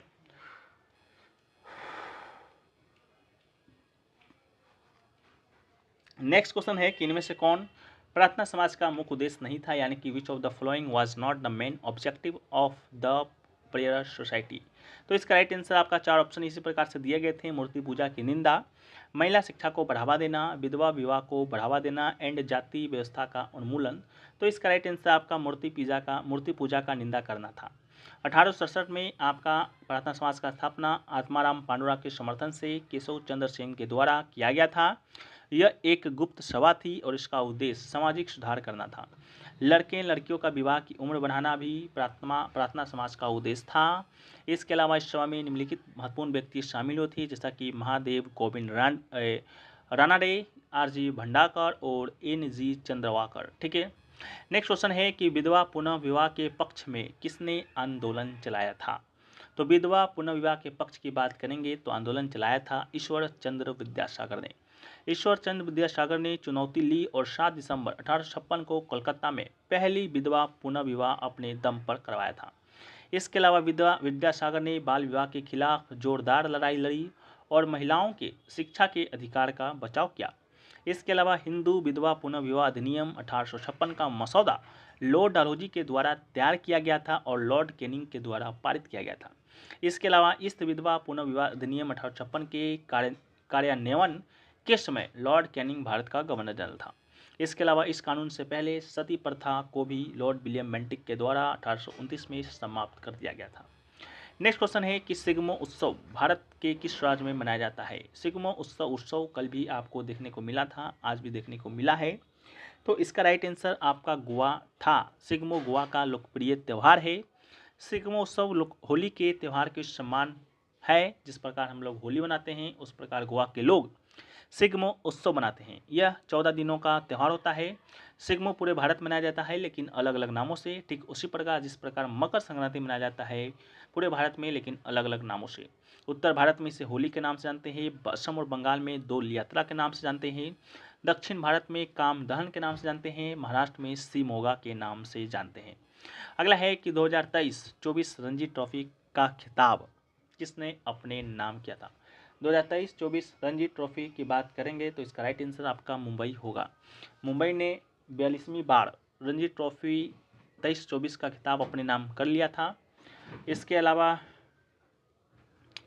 2023-24 के रणजी ट्रॉफी सीजन के फाइनल में मुंबई ने विदर्भ को 169 रनों से रौंद कर खिताब जीता था। किसको हराकर? विदर्भ को। तो आपका रनअप कौन था? विदर्भ था। और रनअप तो विदर्भ था लेकिन ये विजेता आपका मुंबई था। अगला है कि निम्नलिखित में से भारत के किस केंद्र शासित प्रदेश में साक्षरता दर सबसे अधिक है। साक्षरता दर पूछा गया था, वो भी आपका केंद्र शासित प्रदेश था। जिसका राइट आंसर आपका लक्षद्वीप होगा। भारत का साक्षरता दर आपका 74.04% है। सबसे अधिक साक्षरता दर केरल का है, महिलाएं में भी और पुरुष में भी। सबसे कम साक्षरता दर आपका बिहार का है। ठीक है, इसको भी आप याद रखिएगा। सबसे ज़्यादा केरल का है। राज्यों में केंद्र शासित प्रदेशों में लक्षद्वीप होगा, सबसे कम दमन और दीव होगा। अगला है कि भारत में जीएसटी परिषद के अध्यक्ष कौन है। भारत में जीएसटी परिषद के अध्यक्ष की बात करेंगे तो राइट आंसर आपका हो जाएगा वित्त मंत्री। जीएसटी परिषद की अध्यक्षता केंद्रीय वित्त मंत्री करते हैं और अन्य सदस्य केंद्रीय राजस्व या वित्त मंत्री और सभी राज्य के वित्त या कराधान के प्रभारी मंत्री होते हैं। जीएसटी परिषद की बात करेंगे तो अनुच्छेद 229A के तहत यह आपका संवैधानिक निकाय है। यह माल और सेवा कर से संबंधित मुद्दों पर केंद्र और राज्य सरकार को सिफारिश करता है और संविधान 101 यानी कि 101वां अधिनियम 2016 पेश किया गया था जीएसटी के लिए। जीएसटी परिषद की अध्यक्षता केंद्रीय वित्त मंत्री करते हैं और अन्य सदस्य केंद्रीय राजस्व या वित्त मंत्री और सभी राज्यों के वित्त या कराधान के प्रभारी मंत्री होते हैं। इसे एक संघीय निकाय के रूप में माना जाता है और जहां केंद्र और राज्यों दोनों को उचित प्रतिनिधित्व मिलता है। अगला क्वेश्चन पूछा गया जंगली गधा अभ्यारण्य के बारे में कि जंगली गधा अभ्यारण्य कहाँ पर है। तो जंगली गधा गधा जो अभ्यारण्य है वह आपका गुजरात में है, तो इसका राइट आंसर आपका गुजरात होगा। संपूर्ण छोटे रन के कच्छ को भारतीय जंगली गधा अभ्यारण्य के रूप में जाना जाता है, जो वनस्पतियों और जीवों के केंद्र के रूप में जाने जाने वाला वेटस नामक द्वीपों से विन्दुकृत समुद्र के तल की समतल भूमि का एक स्थलाकृति विहीन प्रसार है। इसके अलावा ये सबसे बड़ा वन्यजीव अभ्यारण्य है, गुजरात में स्थित है। कच्छ के छोटे रन में गधे फ्लैट घास से ढकी हुई भूमि, जिन्हें दांव या द्वीप के रूप में माना जाता है, जहां मानसून में मोटी घास उगती है, से आकर्षित होते हैं। अगला है कि उच्च न्यायालय के मुख्य न्यायाधीश की नियुक्ति कौन करता है। उच्च न्यायालय के मुख्य न्यायाधीश की नियुक्ति राष्ट्रपति के द्वारा किया जाता है, या उच्चतम न्यायालय के मुख्य न्यायाधीश की नियुक्ति भी राष्ट्रपति के द्वारा ही किया जाता है। इसके अलावा अनुच्छेद 124 के बारे में बात करेंगे, जो कि इसी से संबंधित है कि इसमें कहा गया है कि भारत का एक उच्चतम न्यायालय होगा जो भारत के मुख्य न्यायाधीश और जब तक संसद विधि के द्वारा अधिक संख्या विहित नहीं करती है तब तक अन्य न्यायाधीशों 7 से अधिक से मिलकर नहीं बनेगा। ठीक है, बाकी पीडीएफ में दिया गया है, आप लोग इसको पढ़ लीजिएगा। हम लोग वीडियो में आगे बढ़ते हैं क्योंकि वीडियो काफ़ी लंबा हो गया है और गर्मी भी बहुत है। नेक्स्ट क्वेश्चन है कि भारत में रॉलेट एक्ट कब पारित किया गया था। तो भारत में रॉलेट एक्ट की बात करेंगे तो यह पारित किया गया था आपका सन 1919 में। तो इसका राइट आंसर आपका सन 1919 हो जाएगा। सन 1919 में, जिसे कि रॉलेट एक्ट, जिसे या काला अधिनियम के नाम जानते हैं, 21 मार्च 1919 को दिल्ली में इंपीरियल लेजिस्लेटिव काउंसिल के द्वारा पारित किया गया है। यह अंग्रेजों के द्वारा क्रांतिकारी समूहों का दमन कर भारतीयों को उनके विरुद्ध खड़े होने से हतोत्साहित करने के लिए और व्यक्तिगत अभिव्यक्ति और स्वतंत्रता के अधिकार से भारतीयों को वंचित रखने के लिए बनाया गया था। इसके अलावा यह रॉलेट एक्ट था जिसने भारतीय राजनीति में गांधी के युग की शुरुआत की। रॉलेट एक्ट 1919 के खिलाफ गांधी जी के द्वारा प्रेस की स्वतंत्रता और बिना किसी परीक्षण के मुकदमे के अपवर्जन बहिष्कार के लिए एंटी रॉलेट एक्ट सत्याग्रह आंदोलन शुरू किया था। इसके अलावा रॉलेट एक्ट ने 1919 के जलियांवाला बाग हत्याकांड को भी जन्म दिया था, जो कि 13 अप्रैल 1919 को हुआ था। अगला है सुंदरवन डेल्टा डैश नदियों के द्वारा बनाया गया है। सुंदरवन डेल्टा की बात करेंगे तो यह गंगा और ब्रह्मपुत्र नदियों के द्वारा बनाया गया है, तो इसका राइट आंसर गंगा और ब्रह्मपुत्र होगा। इसके अलावा सुंदरवन बंगाल की खाड़ी में गंगा, ब्रह्मपुत्र और मेघना नदियों के संगम से बनने वाले डेल्टा में एक मैंग्रोव क्षेत्र है। यह पश्चिम बंगाल के दक्षिण 24 परगना और उत्तर 24 परगना जिलों में स्थित है। यह भारत के पश्चिम बंगाल राज्य में हुगली नदी से लेकर बांग्लादेश के खुलना डिवीजन में बालेश्वर नदी तक फैला हुआ है। सुंदरवन में 4 संरक्षित क्षेत्रों को यूनेस्को की विश्व धरोहर स्थलों के रूप में सूचीबद्ध किया गया है, अर्थात सुंदरवन राष्ट्रीय उद्यान, सुंदरवन पश्चिम, सुंदरवन दक्षिण और सुंदरवन पूर्व वन्यजीव अभ्यारण्य। नेक्स्ट क्वेश्चन है कि गिर वन्यजीव अभ्यारण्य निम्नलिखित में से किस जानवर के संरक्षण के लिए जाना जाता है। तो इसका राइट आंसर शेर हो जाएगा। गिर राष्ट्रीय उद्यान की बात करेंगे तो ये आपका गुजरात में स्थित है, इसको याद रखिएगा। सोमनाथ के उत्तर पूर्व में 43 किलोमीटर, जूनागढ़ के 65 किलोमीटर, दक्षिण पूर्व अमरेली के 60 किलोमीटर दक्षिण पश्चिम में स्थित है। ठीक है, इसको भी याद रखिएगा। बाकी नेक्स्ट क्वेश्चन है कि भ्रष्टाचार सूचकांक 2023 के अनुसार भारत की रैंक कौन सी थी। तो भ्रष्टाचार सूचकांक 2023 के अनुसार भारत की रैंक की बात करेंगे तो इसका राइट आंसर आपका 93 हो जाएगा। ठीक है, 93 आपका था। इसके अलावा कितने देशों में, तो 180 देशों में। ठीक है, अगला है कि ग्लोबल हंगर इंडेक्स 23 के अनुसार भारत की कौन सी रैंक है। तो ग्लोबल हंगर इंडेक्स की बात करेंगे तो भारत का रैंक आपका था 111। ठीक है, आपका रिपोर्ट आया था GHI के द्वारा, 111 था। कितने देशों में, 125 देशों में। ठीक है, वीडियो में आगे बढ़ते हैं इससे पहले आपको एक खुशखबरी और बता देते हैं कि आपके जो पड़ोसी देश थे पाकिस्तान, वो आपका वर्ल्ड कप से बाहर हो गया है। ठीक है, क्योंकि अमेरिका जो आयरलैंड का मैच था वो बारिश के कारण रद्द हो गया है। इस प्रकार सुपर 8 में आपका अमेरिका पहुंच गया है। अमेरिका के पहुंचने का कारण आपका जो पाकिस्तान था वो आपका बाहर हो गया है। ठीक है, चलिए नेक्स्ट क्वेश्चन है कि बोनालू किस राज्य का वार्षिक त्यौहार है। बोनालू की बात करेंगे तो बोनालू तेलंगाना का राष्ट्रीय त्यौहार है, तो तेलंगाना इसका राइट आंसर है। बोनालू 2 शहरों हैदराबाद, सिकंदराबाद और तेलंगाना के हिस्सों में मनाया जाने वाला त्योहारों का वार्षिक त्यौहार है। ये जुलाई अगस्त में आषाढ़ माह के महीने में मनाया जाता है। अगला है स्वामी विवेकानंद के गुरु का नाम क्या था। स्वामी विवेकानंद के गुरु का नाम की बात करते हैं तो इसका नाम था रामकृष्ण परमहंस। तो इसका राइट आंसर रामकृष्ण परमहंस होगा। रामकृष्ण परमहंस स्वामी विवेकानंद के गुरु थे। रामकृष्ण मिशन का नाम भारतीय संत रामकृष्ण परमहंस के नाम पर रखा गया है और इसकी स्थापना 1 मई 1897 को रामकृष्ण के प्रमुख शिष्य स्वामी विवेकानंद ने किया था। अगला है कि 2011 की जनगणना के अनुसार भारत के किस केंद्र शासित प्रदेश में लिंगानुपात सबसे कम है? लिंगानुपात की बात करेंगे तो सबसे कम दमन और दीव का था। ठीक है, भारत के लिंगानुपात की बात करते हैं तो 943 था। 2001 की बात करते हैं तो 933 था। केरल में सबसे अधिक लिंगानुपात है पूरे भारत में 1084, और दमन द्वीप जो कि केंद्र शासित प्रदेश है वहाँ का लिंगानुपात सबसे कम है 618। इसके अलावा पुडुचेरी का माहे जिला भारत में सबसे अधिक लिंगानुपात रखने वाला जिला है, और जबकि दमन और दीव में दमन जिले का लिंगानुपात सबसे कम 533 है। अगला क्वेश्चन है कि संविधान के किस भाग में नागरिकता से संबंधित अनुच्छेद है, जो कि हमने आपको कहा था कि ये प्रश्न आपको आया है, जो कि हम वीडियो के अंत में देखेंगे। तो इसका राइट आंसर भाग 2 था। भारतीय संविधान के भाग 2 में नागरिकता का प्रावधान किया गया था। अनुच्छेद की बात करेंगे तो अनुच्छेद 5 से 11। अनुच्छेद 5 कहता है कि संविधान के प्रारंभ में नागरिकता शामिल है। अनुच्छेद 6 कहता है कुछ ऐसे व्यक्तियों को नागरिकता के अधिकार शामिल है जो पाकिस्तान से भारत आए हैं। अनुच्छेद 8 कहता है कि भारत के बाहर रहने वाले भारतीय मूल के कुछ व्यक्तियों की नागरिकता के अधिकार शामिल है। इसी तरह वो पूछा गया कि महाराष्ट्र में हिंदू के द्वारा मनाया जाने वाला नया वर्ष किस नाम से जाना जाता है। ठीक है, तो महाराष्ट्र की बात करेंगे तो हिंदू के द्वारा जो मनाया जाने वाला जो नया वर्ष है वो आपका गुड़ी पड़वा है। तो इसका राइट आंसर आपका हो जाएगा गुड़ी पड़वा। ठीक है, महाराष्ट्र हिंदू के द्वारा मनाया जाने वाला नया वर्ष गुड़ी पड़वा के रूप में जाना जाता है। यह हिंदू कैलेंडर के चैत्र महीने के पहले दिन मनाया जाता है। इसके अलावा गुड़ी पड़वा नव वर्ष की शुरुआत और फसल का मौसम है। इसके अलावा गुड़ी पड़वा नाम 2 शब्दों से लिया गया है। गुड़ी जिसका अर्थ होता है भगवान ब्रह्मा का ध्वज या प्रतीक, और पर्वा जिसका अर्थ होता है चंद्रमा के चरण का पहला दिन। ठीक है, इसके अलावा ये जो त्यौहार है ये त्यौहार को संवत्सर पर्वों के नाम से भी जाना जाता है। इसके अलावा एक प्रश्न आपका बहुत बार पूछा गया है, यानी कि अब तक जितना बार एग्जाम हुआ है उन सभी किसी न किसी से में एक प्रश्न पूछा गया है उगादी के बारे में। तो उगादी की बात करते हैं तो उगादी वह त्यौहार है जो कि भारत में आंध्र प्रदेश, तेलंगाना और कर्नाटक राज्यों के लिए पारंपरिक नए वर्षों को चिन्हित करता है। तो इसको भी याद रखिएगा, उगादी कहाँ कहाँ, आंध्र प्रदेश, तेलंगाना और कर्नाटक। जो अभी आपके प्रश्न पूछे गए हैं उसके ऑप्शन में सिर्फ आंध्र प्रदेश ही है। याद रहे कि तेलंगाना और कर्नाटक भी रह सकता है। इसके अलावा तमिलनाडु में मनाया जाने वाला जो नया वर्ष त्यौहार है वो आपका पुथांडु के रूप में मनाया जाता है। विशु की बात करेंगे तो भारत का केरल राज्य है जो कि आपका हिंदू त्यौहार है, नववर्ष त्यौहार है आपका विशु। तो विशु आपका कहाँ मनाया जाता है, तो आपका केरल में मनाया जाता है। इस बात को भी आप याद रखिएगा। नेक्स्ट क्वेश्चन पूछा गया कि कौन सी नियामक संस्था भारत में माइक्रो फाइनेंस संस्थानों की देखरेख करती है। तो माइक्रो फाइनेंस संस्थानों की देखरेख करने वाला जो नियामक जो संस्था है उसका नाम है भारतीय रिजर्व बैंक, यानी कि RBI, reserve bank of India. ठीक है, reserve bank of India Bharat का केंद्रीय बैंक है। जैसा कि हर देश का एक केंद्रीय बैंक होता है उसी प्रकार भारत का केंद्रीय बैंक आपका भारतीय रिजर्व बैंक है, और जिसके पास देश में संचालित सभी वित्तीय संस्थानों को विनियमित और पर्यवेक्षण करने का अधिकार है।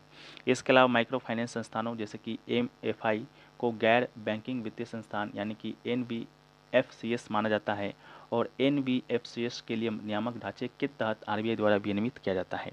इसके अलावा आरबीआई माइक्रो फाइनेंस बैंक के लिए दिशा निर्देश और नियम निर्धारित करता है ताकि यह सुनिश्चित किया जा सके कि वह पारदर्शी और जिम्मेदार तरीके से काम करते हैं और ग्राहकों के हितों की रक्षा करते हैं। इसके अलावा आरबीआई एमआईएफएस का नियमित परीक्षण और ऑडिट भी करता है ताकि यह सुनिश्चित किया जा सके कि वे नियमों का अनुपालन करते हैं और वित्तीय स्थिरता बनाए रखते हैं। इसके अलावा भारतीय रिजर्व बैंक की बात करते हैं तो भारतीय रिजर्व बैंक भारत का केंद्रीय बैंक है, साथ में इसको बैंकों का बैंक कहा जाता है। इसकी स्थापना 1935 ईस्वी में हुआ था। ठीक है, इसको भी याद रखिएगा। इसका जो नेशनलाइजेशन यानी कि राष्ट्रीयकरण है वो आपका 1949 ईस्वी में हुआ था। इसके वर्तमान में जो गवर्नर है वो आपके शक्तिकांत दास। ठीक है, शक्तिकांत दास वर्तमान में आरबीआई के गवर्नर हैं, इसको याद रखिएगा। ठीक है, चलिए हम लोग वीडियो को आगे बढ़ते हैं। तो नेक्स्ट क्वेश्चन है कि पश्चिमी घाट की सबसे ऊंची चोटी कौन सी है। ठीक है, तो वेस्टर्न घाट यानी कि पश्चिमी घाट की सबसे ऊंची चोटी की बात करेंगे तो इसका राइट आंसर होगा आपका अन्नामुडी। ठीक है, अन्नामुडी इसका राइट आंसर हो जाएगा। पश्चिमी घाट की बात करते हैं तो पश्चिमी घाट एक पर्वत श्रृंखला है जो भारतीय प्रायद्वीप के पश्चिमी तट के समानांतर चलती है। इसके अलावा पश्चिमी घाट महाराष्ट्र, गुजरात, गोवा, केरल, कर्नाटक और तमिलनाडु राज्यों से होकर गुजरता है। इसके अलावा पश्चिमी घाट की ऊंचाई उत्तर से दक्षिण, ठीक है, उत्तर से दक्षिण की बात करेंगे ऊपर से नीचे की ओर उत्तरोत्तर बढ़ती जाती है। इसके अलावा सबसे ऊंची चोटी जो है अनाईमुडी, उसकी ऊंचाई है 2695 मीटर, इसको भी याद रखिएगा। और जो डोडो बेटा है उसकी ऊंचाई है आपका 2637 मीटर। इसके अलावा ये पश्चिमी घाट और दक्षिण भारत की सबसे ऊंची चोटी है। अनामुडी भारत के केरल राज्य में स्थित है। इसके अलावा पश्चिमी घाट विश्व के 8 जैविक हॉट स्पॉट में से एक है, ठीक है। इसके अलावा पश्चिमी घाट गुजरात के सोनगढ़ शहर से शुरू होता है और पश्चिमी घाट तमिलनाडु में मारुथुवाज मलाई स्वामी थोप में समाप्त होता है, ठीक है। इसको भी याद रखिएगा।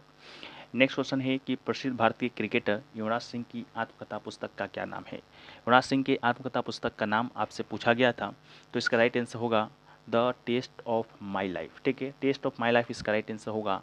अगर यहीं पर आपका टेस्ट की जगह आपका रेस रहता the race of my life, तो इसका राइट आंसर होता मिल्खा सिंह, ठीक है। मिल्खा सिंह के आत्मकथा पुस्तक का नाम है the race of my life और युवराज सिंह के आत्मकथा पुस्तक का नाम है the test of my life, ठीक है। तो इसको भी याद रखिएगा। पुस्तक का पूरा नाम है the test of my life from cricket to the cancer and back. Yuvraj Singh की आत्मकथा है। अंत में वो अपने एनजीओ YUCN के बारे में लिखते हैं कि ग्रामीण भारत में मुफ्त कैंसर निदान प्रदान करने वाला संगठन है। इसके अलावा वह एक पूर्व भारतीय अंतर्राष्ट्रीय क्रिकेटर थे जिन्होंने खेल के सभी प्रारूपों में खेला है। इसके अलावा वो एक हरफनौला खिलाड़ी हैं जो मध्य क्रम में दाएं हाथ से बल्लेबाजी करता है और धीमी बाएं हाथ की ऑर्थोडॉक्स गेंदबाजी करते हैं और अपनी आक्रामक बल्लेबाजी शैली और हरफनौला क्षमता के लिए जाने जाते हैं। इसके अलावा क्रिकेटर युवराज सिंह को कैंसर के ट्यूमर का पता चला था। इसके अलावा अगर आपसे पूछा जाता सचिन तेंदुलकर के आत्मकथा पुस्तक का नाम, तो सचिन तेंदुलकर के आत्मकथा पुस्तक का नाम होता प्लेइंग इट माई वे। इसको भी याद रखिएगा, ये भी आपके एग्जाम में पूछा जाएगा, ठीक है। प्लेइंग इट माई वे आपके पूर्व भारतीय क्रिकेटर सचिन तेंदुलकर की आत्मकथा है। इसके अलावा अगर आपसे पूछा जाता अनब्रेकेबल अगर पूछा जाता अनब्रेकेबल इन ऑटोबायोग्राफी जो पुस्तक है वो किसकी आत्मकथा है, तो इसका नाम होता आपका मैरी कॉम, जिन्होंने अपने और जीतने की चाहत के बीच कभी कुछ नहीं आने दिया, ठीक है। तो इसका राइट आंसर ये होगा। इसके अलावा और भी पूछा जाता जैसा कि कल महात्मा गांधी की आत्मकथा पुस्तक का नाम पूछा गया था सत्य के साथ मेरे प्रयोग, इसका है, ठीक है, माई एक्सपेरिमेंट विथ ट्रूथ। इसके अलावा और भी बहुत सारे आत्मकथा पुस्तक का नाम पूछा गया है जो कि आपको कल या और परसों के PDF में वहाँ पर दिया गया है, तो आप लोग जाकर वहाँ से पढ़ लीजिएगा। PDF टेलीग्राम पर भेजा गया है, आज का भी PDF भेज दिया जाएगा। अगला है कि ICC ODI 2023 team of the year का कप्तान किसे बनाया गया था। कप्तान के बारे में पूछा गया था, तो राइट आंसर आपका रोहित शर्मा हो जाएगा। ICC के द्वारा जो ODI का जो क्रिकेट टीम बनाया गया था सभी देशों से मिलाकर, उसमें रोहित शर्मा को कप्तान के रूप में नियुक्त किया गया था। उसके अलावा ऑस्ट्रेलिया के जो कप्तान थे पैट कमिंस को ICC पुरुष क्रिकेटर ऑफ द ईयर 2023 के लिए सर गारफील्ड सोबर्स ट्रॉफी का विजेता घोषित किया गया था। इसको भी याद रखिएगा। इसके अलावा जो ICC ODI 2023 था आपका, वो आपका जीता था ऑस्ट्रेलिया और रनअप भारत रहा था और भारत में ही इसका आयोजन हुआ था। अभी आप लोग देख रहे होंगे कि आपका ICC T20 वर्ल्ड कप चल रहा है, T20 वर्ल्ड कप चल रहा है, ठीक है। तो इसको भी आप लोग ध्यान में देते रहिएगा, इससे हाँ सभी संबंधित प्रश्न आपके एग्जाम में पूछे जाएंगे। अगला है बोडो भाषा मुख्य रूप से भारत के निम्नलिखित में से किस राज्य में बोली जाती है। बोडो भाषा की बात करते हैं तो या बोडो जनजाति की बात करते हैं तो इसका राइट आंसर आपका असम होगा। असम में ही बोडो भाषा या बोडो जनजाति है जो कि रहता है। बोडो भाषा सामान्यतः मुख्यतः असम में बोली जाती है। बोडो जिसे बोडो भी कहा जाता है भारत के असम राज्य में सबसे बड़ा निर्जातीय समूह है। वह उत्तर पूर्वी भारत में फैला हुआ है। इसके अलावा मुख्य रूप से असम के बोडोलैंड प्रादेशिक क्षेत्र में केंद्रित है। हालांकि बोडो असम और मेघालय के अन्य सभी जिलों में भी निवास करता है। इसके अलावा बोडो को आधिकारिक तौर पर भारत के संविधान के तहत बोडो कचारी इसके अलावा अनुसूचित जनजाति के रूप में पहचाना जाता है। बोडो लोग बोडो भाषा बोलते हैं जो भारत की 22 अनुसूचित भाषाओं में से एक के रूप में मान्यता प्राप्त है, ठीक है। यहाँ पर भाषा का जिक्र हुआ ही है, तो भाषा से संबंधित आपके एग्जाम में यानी कि आपके DSSB जेल वार्डर के एग्जाम में एक प्रश्न शास्त्रीय भाषा से संबंधित पूछा जा रहा है कि हमेशा हर शिफ्ट में पूछा जाता है, इस शिफ्ट में भी पूछा गया होगा। हालांकि प्रश्न मिले नहीं है, प्रश्न का संख्या थोड़ा सा कम मिला है, कोई बात नहीं। जब हम लोग ऑल शिफ्ट के वीडियो को देखेंगे उसमें सारे प्रश्नों को कवर करने का प्रयास करेंगे, ठीक है। तो शास्त्रीय भाषा की जब हम लोग बात करते हैं तो आपके वर्तमान में 6 भाषा को शास्त्रीय भाषा का दर्जा प्रदान किया गया है। उसमें से जो तमिल है, तमिल ऐसा पहला भाषा था जिसे शास्त्रीय भाषा का दर्जा प्रदान किया गया था सन 2004 में। इसके अलावा संस्कृत को दिया गया था। संस्कृत की बात करेंगे तो इसे सन 2005 में शास्त्रीय भाषा का दर्जा प्रदान किया गया था। इसके अलावा जो तेलुगु है और आपका कन्नड़ है, तेलुगु और कन्नड़ की बात करेंगे तो इसे 2008 में शास्त्रीय भाषा का दर्जा प्रदान किया गया है, ठीक है। इसके अलावा एक कल पूछा गया था, कल के थर्ड शिफ्ट में या कोई भी शिफ्ट में पूछा गया था मलयालम को किस वर्ष, तो मलयालम को 2013 में शास्त्रीय भाषा का दर्जा प्रदान किया गया है। वहीं पर उड़िया की बात करेंगे तो उड़िया को सन 2014 में शास्त्रीय भाषा का दर्जा प्रदान किया गया है। इसी प्रकार अगर आपसे पूछा जाता सबसे नवीनतम शास्त्रीय भाषा तो उड़िया होता, सबसे प्राचीन तो तमिल होता, इस बात को भी आप याद रखिएगा, ठीक है। नेक्स्ट क्वेश्चन जो पूछा गया वो पूछा गया आपसे, बथुकुम्बा किस राज्य का प्रसिद्ध लोक नृत्य है।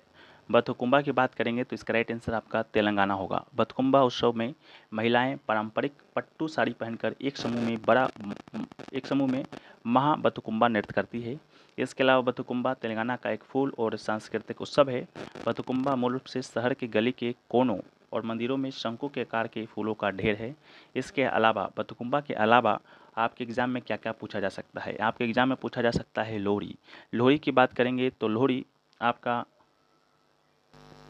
तो इसका राइट आंसर आपका पंजाब होता। पंजाब में लोहड़ी के अलावा बैसाखी भी मनाया जाता है। गुरु पर्व जो कि कल ही पूछा गया था, गुरु पर्व भी आपका पंजाब में ही मनाया जाता है, इस बात को याद रखिएगा, ठीक है।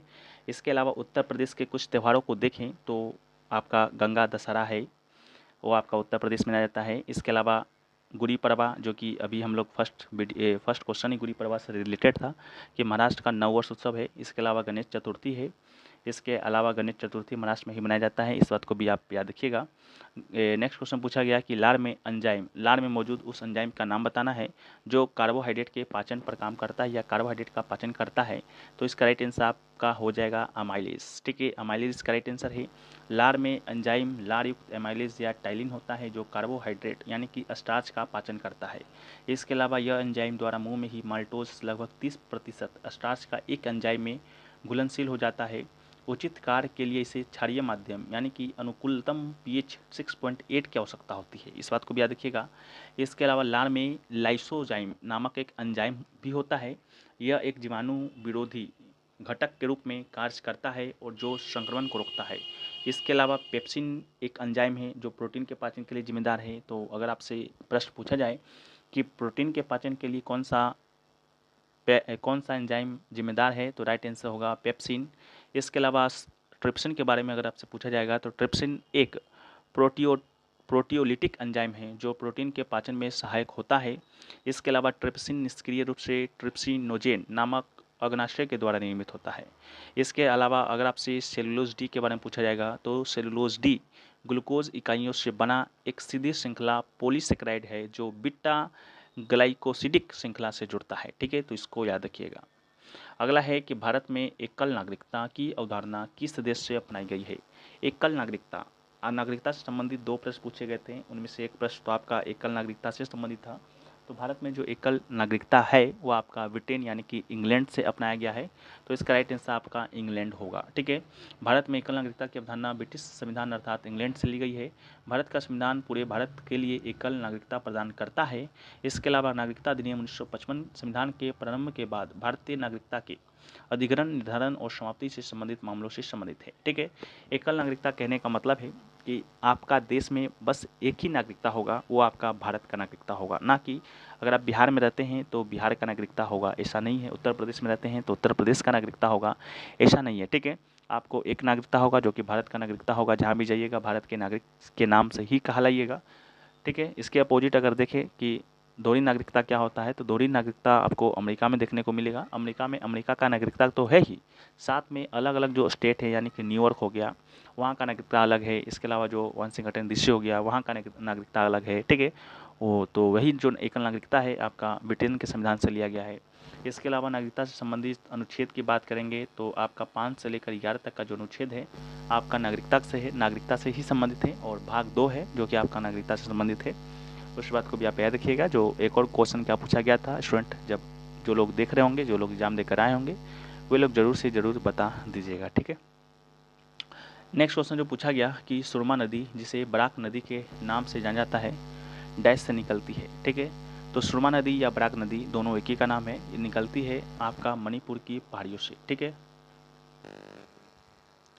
इसके अलावा बराक रिवर की बात करेंगे तो बराक रिवर भारत के मणिपुर में, नागालैंड में, मिजोरम में, वो असम राज्य और बांग्लादेश में बहने वाली 900 किलोमीटर लंबी एक नदी है।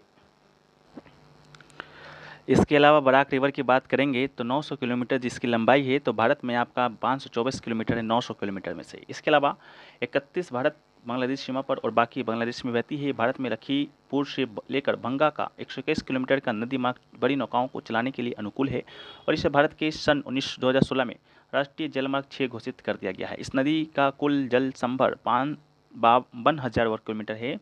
जिसमें से 41,723 किलोमीटर है, जो भारत के कुल क्षेत्रफल का 1.838 हिस्सा है। अगला क्वेश्चन देखिए पूछा गया था चंद्रयान 3 से रिलेटेड। एक स्टूडेंट ने बताया कि चंद्रयान 3 कब लैंड हुआ था, और एक ने बताया था कि चंद्रयान 3 का जो आपका मॉड्यूल था यानी कि रोवर था वो पृथ्वी के कक्षा में कब आया था। ठीक है, तो पृथ्वी के कक्षा में कब आया था, यही 90% क्वेश्चन पूछा गया था। तो इसका राइट आंसर आपका नवंबर 2023 हो जाएगा, जो कि आपके ऑप्शन में भी दिया गया था।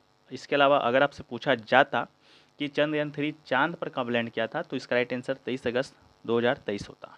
इसके अलावा चंद्रयान 3 का प्रक्षेपण सतीश धवन अंतरिक्ष केंद्र श्रीहरिकोटा से 14 जुलाई 2023 को शुक्रवार को भारतीय समय अनुसार दोपहर 2:35 हुआ था। ये यान चंद्रमा के दक्षिणी ध्रुव के पास की सतह पर 23 अगस्त 2023 को भारतीय समय अनुसार साय यानी कि शाम 6:04 बजे के आसपास सफलतापूर्वक उतरा था।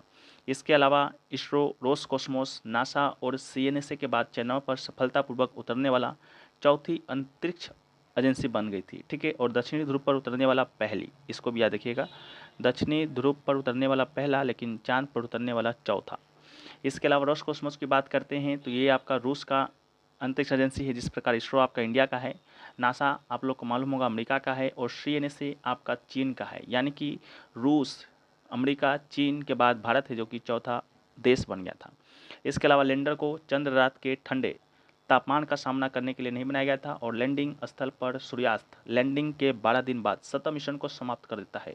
इसके अलावा प्रोनोदन मॉड्यूल अभी भी चालू है। पृथ्वी के निरंतर वैज्ञानिक अवलोकन के लिए 22 नवंबर 2023 को चंद्र कक्षा से उच्च पृथ्वी की कक्षा में वापस चला गया है। ठीक है, इस नेक्स्ट क्वेश्चन जो पूछा गया है कि पेप्टाइड आवंद किन के बीच बनता है, तो पेप्टाइड आवंद की बात करेंगे तो ये दोस्तों आपका अमीनो समूह और कार्बोक्सिल समूह के द्वारा बनता है, तो इसका राइट आंसर हो जाएगा। ठीक है, एक अमीनो अम्ल के अल्फा नाइट्रोजन परमाणु और एक सेकंड के कार्बोक्सिल कार्बन के बीच पेप्टाइड आवंद बनता है। पेप्टाइड आवंद को एमाइड आवंद भी कहा जाता है। ठीक है, नेक्स्ट क्वेश्चन है कि भारत की पहली मुस्लिम शासक थी। ठीक है, ये क्वेश्चन आपका रिपीट हुआ है, पहले भी ये क्वेश्चन आपसे पूछा गया था, कल ही हम लोग इसके बारे में चर्चा है जो कि किए हैं। ठीक है, तो रजिया सुल्तान इसका राइट आंसर होगा। रजिया सुल्तान भारतीय उपमहाद्वीप के उत्तरी भाग में दिल्ली सल्तनत की शासक थी। वह उपमहाद्वीप की पहली महिला मुस्लिम शासक और दिल्ली की एकमात्र मुस्लिम शासक थी। इसके अलावा रजिया सुल्ताना भारतीय उपमहाद्वीप के उत्तर भाग में दिल्ली सल्तनत की शासक था। इसके अलावा वो 5वीं मामलुक सुल्तान थी जो दुनिया भर में इस्लामी सभ्यताओं के पूरे इतिहास में कुछ महिला संप्रभुओं में से एक थी। ठीक है, इसके अलावा रजिया सुल्तान का जन्म वर्ष 1205 में और उसने 1236 में दिल्ली सल्तनत की गद्दी पर बैठा था, जब इनके पिताजी का यानी कि इल्तुतमिश का निधन हुआ था, और 1240 यानी कि 4 वर्षों तक शासन इन्होंने किया था।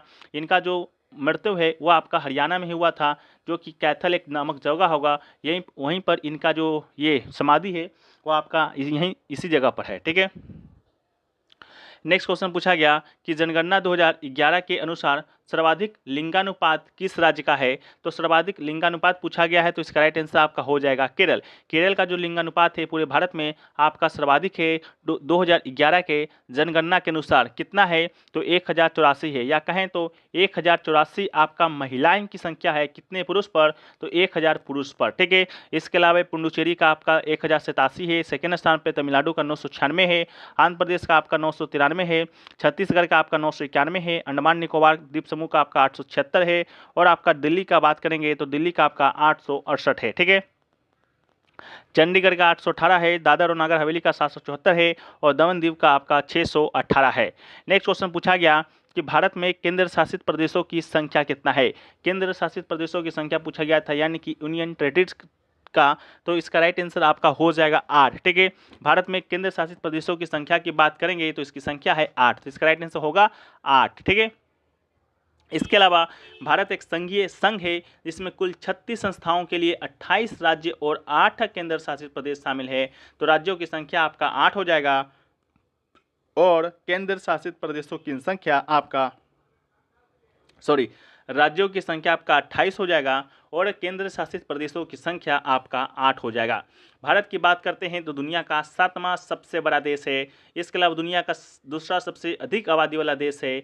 इसके अलावा साथ ही उत्तर से दक्षिण यानी कि ऊपर से लेकर नीचे जम्मू से कन्याकुमारी तक का जो अधिकतम लंबाई है वो दोस्तों आपका 3214 किलोमीटर है। इसके अलावा पूरब से पश्चिम यानी कि गुजरात से लेकर अरुणाचल प्रदेश तक का जो अधिकतम चौड़ाई है वो आपका 2933 किलोमीटर है। ठीक है, इसके अलावा वर्तमान में जम्मू कश्मीर के विभाजन के बाद भारत में 28 राज्य और 8 केंद्र शासित प्रदेश है, जो अब लद्दाख के साथ एक केंद्र शासित प्रदेश है। दुनिया का 7वें सबसे बड़ा देश है। इसके साथ ही जनसंख्या की दृष्टि से भारत दूसरा सबसे बड़ा देश है और जनसंख्या की दृष्टि से भारत सबसे बड़ा देश है। ठीक है, इसके अलावा कुल जो 8 आपका केंद्र शासित प्रदेश है वो एक आपका अंडमान निकोबार है, दूसरा आपका चंडीगढ़ है, तीसरा दमन दीव और दादर नगर हवेली है, चौथा दिल्ली है, पांचवा जम्मू कश्मीर है, छठा लद्दाख है, सातवां लक्षद्वीप है, आठवां आपका पुडुचेरी है। इसके अलावा दादर और नगर हवेली और दमन और दीव के केंद्र शासित प्रदेशों को 26 जनवरी 2020 को एक एकल केंद्र शासित प्रदेश के रूप में मिला दिया गया था। इसके अलावा 31 अक्टूबर 2019 को जम्मू कश्मीर राज्य के रूप में उसकी स्थिति से हटाकर केंद्र शासित प्रदेश में बदल दिया गया था। इसके अलावा लद्दाख को भी जम्मू कश्मीर से अलग कर एक नया केंद्र शासित प्रदेश बनाया गया था। अगला है सल्तनत काल 1206 से 1226 के दौरान दिल्ली पर कितने वंशों ने शासन किया था? तो कुल 5 वंशों ने शासन किया था। वो 5 वंश के बारे में कल हम लोग ने डिटेल पूर्वक पढ़ा था। वो 5 वंश था आपका गुलाम वंश या ममलुक वंश, खिलजी वंश था, एक आपका तुगलक वंश था, चौथा सैयद वंश था और पांचवा आपका लोदी वंश था। गुलाम वंश का स्थापना आपका कुतुबुद्दीन ऐबक के द्वारा होता है। खिलजी वंश का स्थापना आपका जलालुद्दीन खिलजी के द्वारा होता है। तुगलक वंश का स्थापना आपका गयासुद्दीन तुगलक के द्वारा। सैयद वंश का स्थापना आपका खिज खां के द्वारा और लोदी वंश का स्थापना बहलोल लोदी के द्वारा होता है।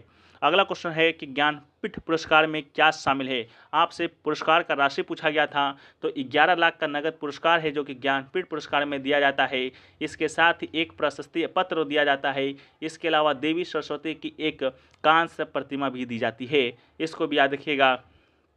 इसके अलावा ज्ञानपीठ जो पुरस्कार है एक भारतीय साहित्यिक पुरस्कार है जो भारतीय ज्ञानपीठ के द्वारा एक लेखक को उनके साहित्य के प्रति उत्कृष्ट योगदान के लिए प्रतिवर्ष प्रदान किया जाता है।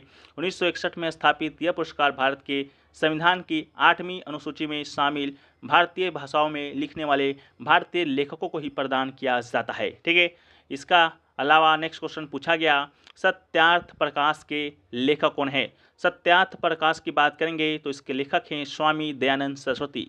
जी हाँ, वही स्वामी दयानंद सरस्वती जिन्होंने नारा दिया था वेदों की ओर लौट चलो। ठीक है, तो इसका राइट आंसर आपका हो जाएगा स्वामी दयानंद सरस्वती।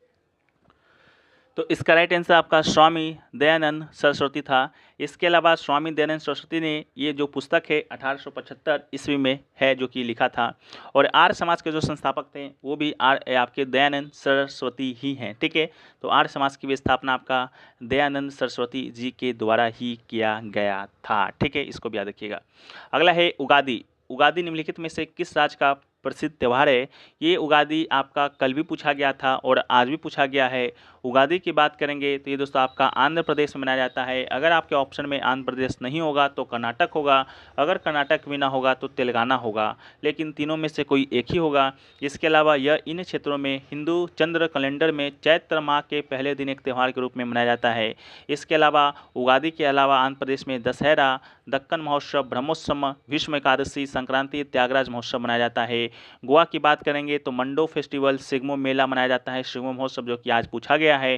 पंजाब की बात करेंगे तो पंजाब में लोहड़ी, बैसाखी, इसके अलावा बंदी छोड़ दिवस, इसके अलावा आपका गुरु पर्व भी मनाया जाता है। इसके अलावा आपका उत्तर प्रदेश में रामनवमी, गंगा महोत्सव के अलावा नवरात्रि, खिचड़ी, ब्रह्मोत्सव, कंस का मेला, श्रवण उत्सव, रामलीला आपका उत्तर प्रदेश में मनाया जाता है। अगला क्वेश्चन पूछा गया कि मलयालम भाषा को शास्त्रीय भाषा का दर्जा किस वर्ष दिया गया था? ये भी हम लोगों ने कल डिस्कस किया था कि कुल भारत में अब तक 6 भाषा को शास्त्रीय भाषा का दर्जा दिया गया है, उसमें से एक आपका मलयालम है जिसका राइट आंसर 2013 था। वो 6 भाषा है उसमें से एक आपका तमिल है। तमिल को 2004 में पहली बार किसी भाषा को शास्त्रीय भाषा का दर्जा दिया गया था। इसके अलावा 2005 में आपका संस्कृत को, इसके अलावा कन्नड़ और तेलुगु की बात करेंगे तो इसे 2008 में दिया गया था। मलयालम की बात करेंगे तो मलयालम को 2013 में और उड़िया भाषा को 2014 में शास्त्रीय भाषा का दर्जा प्रदान किया गया था। और यहीं से आपका एक प्रश्न यहाँ से देखने को मिल रहा है। ठीक है, अगला है कि मुगल वंश का संस्थापक कौन था। मुगल वंश के संस्थापक की बात करते हैं तो मुगल वंश का जो स्थापना है वो बाबर के द्वारा किया जाता है। तो इसका राइट आंसर आपका बाबर हो जाएगा। बाबर ने मुगल वंश का स्थापना 1526 ईस्वी में किया था।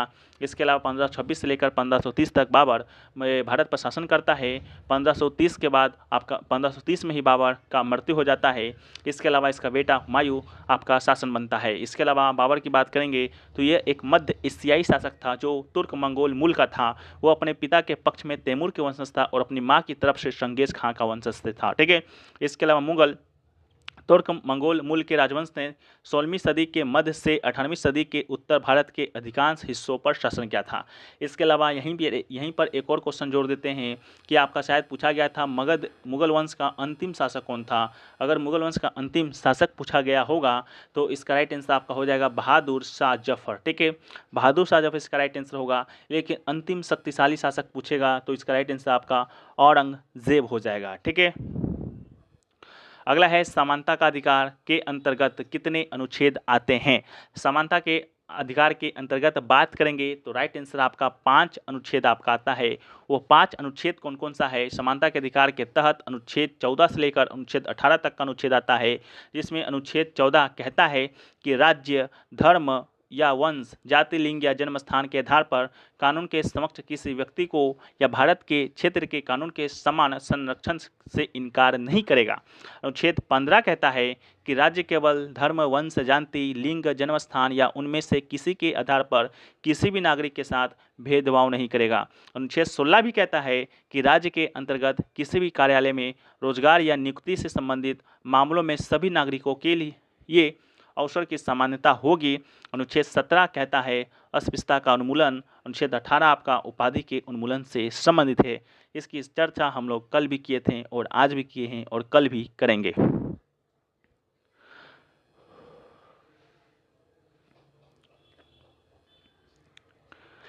नेक्स्ट जो क्वेश्चन आपसे पूछा गया वो पूछा गया निम्नलिखित में से कौन वेटिंग फॉर ए वीज़ा पुस्तक के लेखक हैं। तो वेटिंग फॉर ए वीज़ा पुस्तक के लेखक की बात करेंगे तो इसका राइट आंसर आपका होगा डॉक्टर भीमराव अंबेडकर। ठीक है, डॉक्टर भीमराव अंबेडकर के द्वारा 1965 या 36 की अवधि में B.R. अम्बेडकर के द्वारा ये पुस्तक लिखा गया था जिसका नाम था वेटिंग फॉर ए वीज़ा। यह आपका 20 पृष्ठ की आत्मकथात्मक जीवन कहानी है। ठीक है, नेक्स्ट आपका है कि दिल्ली सल्तनत की राजधानी को लाहौर से दिल्ली किसने बदला था। तो लाहौर से दिल्ली की बात करेंगे यानी कि who change the capital of Delhi सल्तनत फ्रॉम लाहौर टू दिल्ली। तो इसका राइट आंसर आपका हो जाएगा इल्तुतमिश। इल्तुतमिश वही जिसकी बेटी रजिया सुल्तान थी और वही भारत की या दिल्ली सल्तनत की पहली मुस्लिम शासिका बनी थी। इल्तुतमिश की बात करेंगे तो इसका पूरा नाम था शमसुद्दीन इल्तुतमिश को था नाम। इसके अलावा इसको भारत में दिल्ली सल्तनत के असली संस्थापक के रूप में जाना जाता है।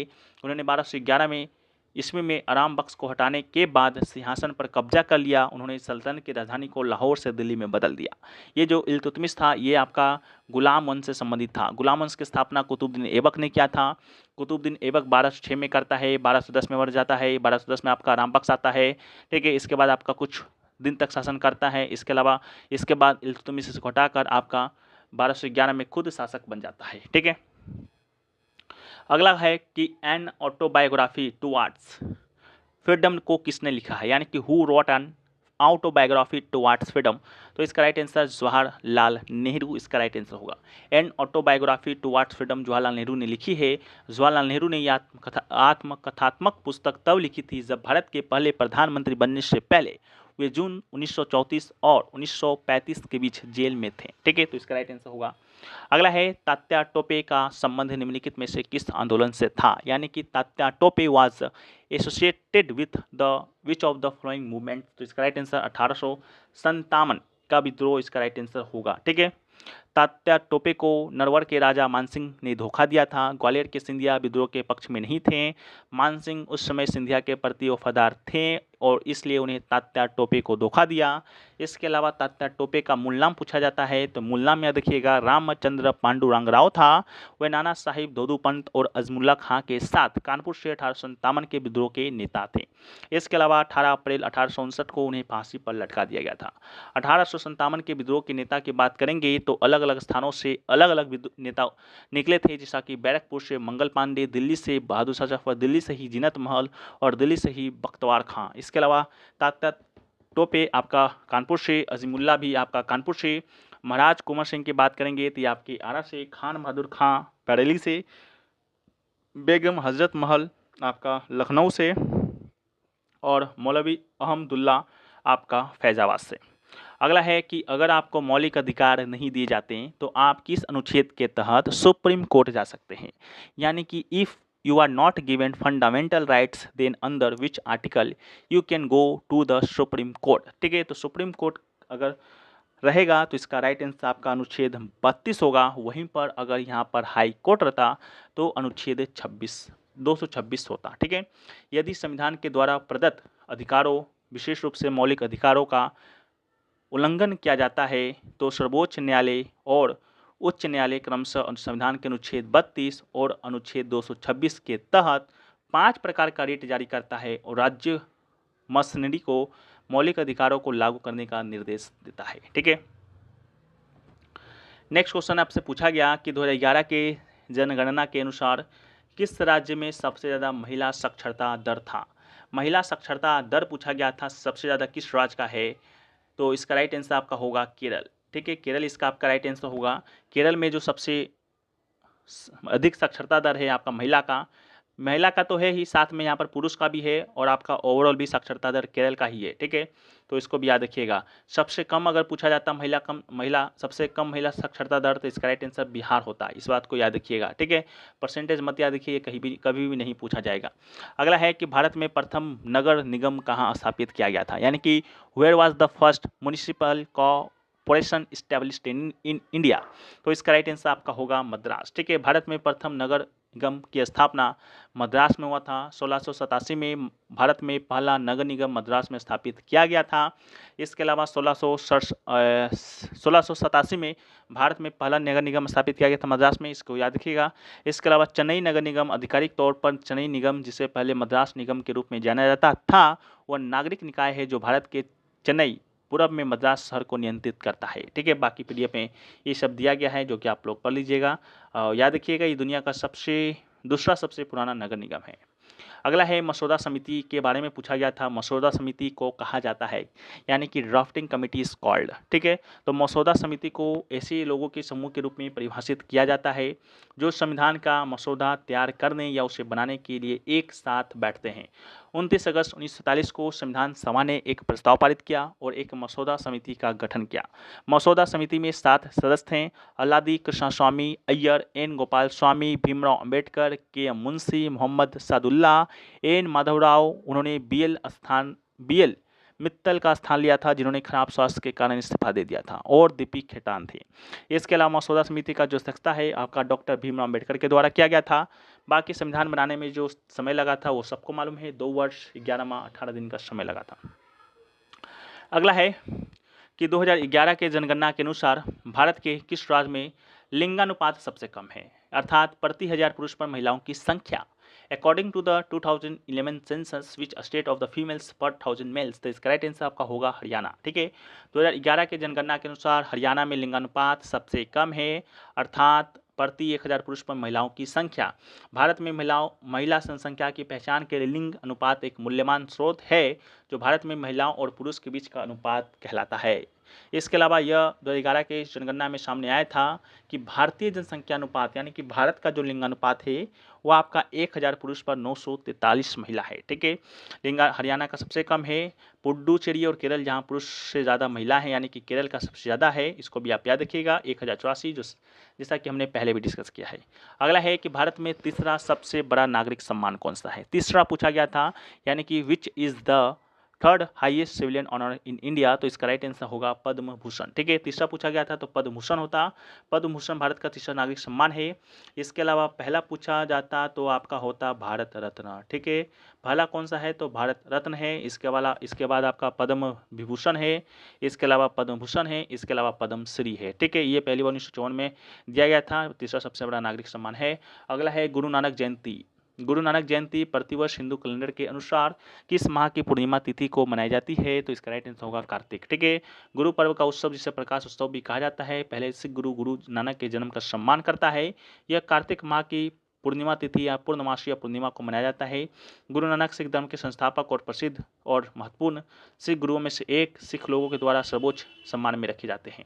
अगला है सर्वोच्च न्यायालय के न्यायाधीश की योग्यता के संबंध में निम्नलिखित में से कौन सा कथन सही है। ठीक है, कथन दिया गया था तो इसका राइट आंसर आपका होगा उसे भारत का नागरिक होना चाहिए। ठीक है, सर्वोच्च न्यायालय के न्यायाधीश के रूप में नियुक्त होने वाले व्यक्ति के पास अनुच्छेद 124 के तहत निम्नलिखित योग्यताएं होनी चाहिए। ठीक है, कौन कौन सी योग्यताएं, पहला तो वो भारत का नागरिक होना चाहिए। इसके अलावा कम से कम 5 साल के लिए उच्च न्यायालय यानी हाई कोर्ट, ठीक है, लगातार का न्यायाधीश होना चाहिए। कम से कम 10 वर्षों तक किसी उच्च न्यायालय में ऐसे उच्च न्यायालय या ऐसे 2 या अधिक न्यायालयों का लगातार अधिवक्ता रहा हो, वो राष्ट्रपति के राय में एक प्रतिष्ठित अभिदेवता हुई हो। अगला है कौन सा नदी अंत में अरब सागर में गिरती है। अरब सागर में गिरती है ताप्ती नदी। ठीक है, तो इसका राइट आंसर होगा ताप्ती नदी। ताप्ती नदी अंत में अरब सागर में गिरता है। अरब सागर में मात्र 2 ही नदियां गिरती है, एक ताप्ती और दूसरा नर्मदा। ठीक है, इसको याद रखिएगा।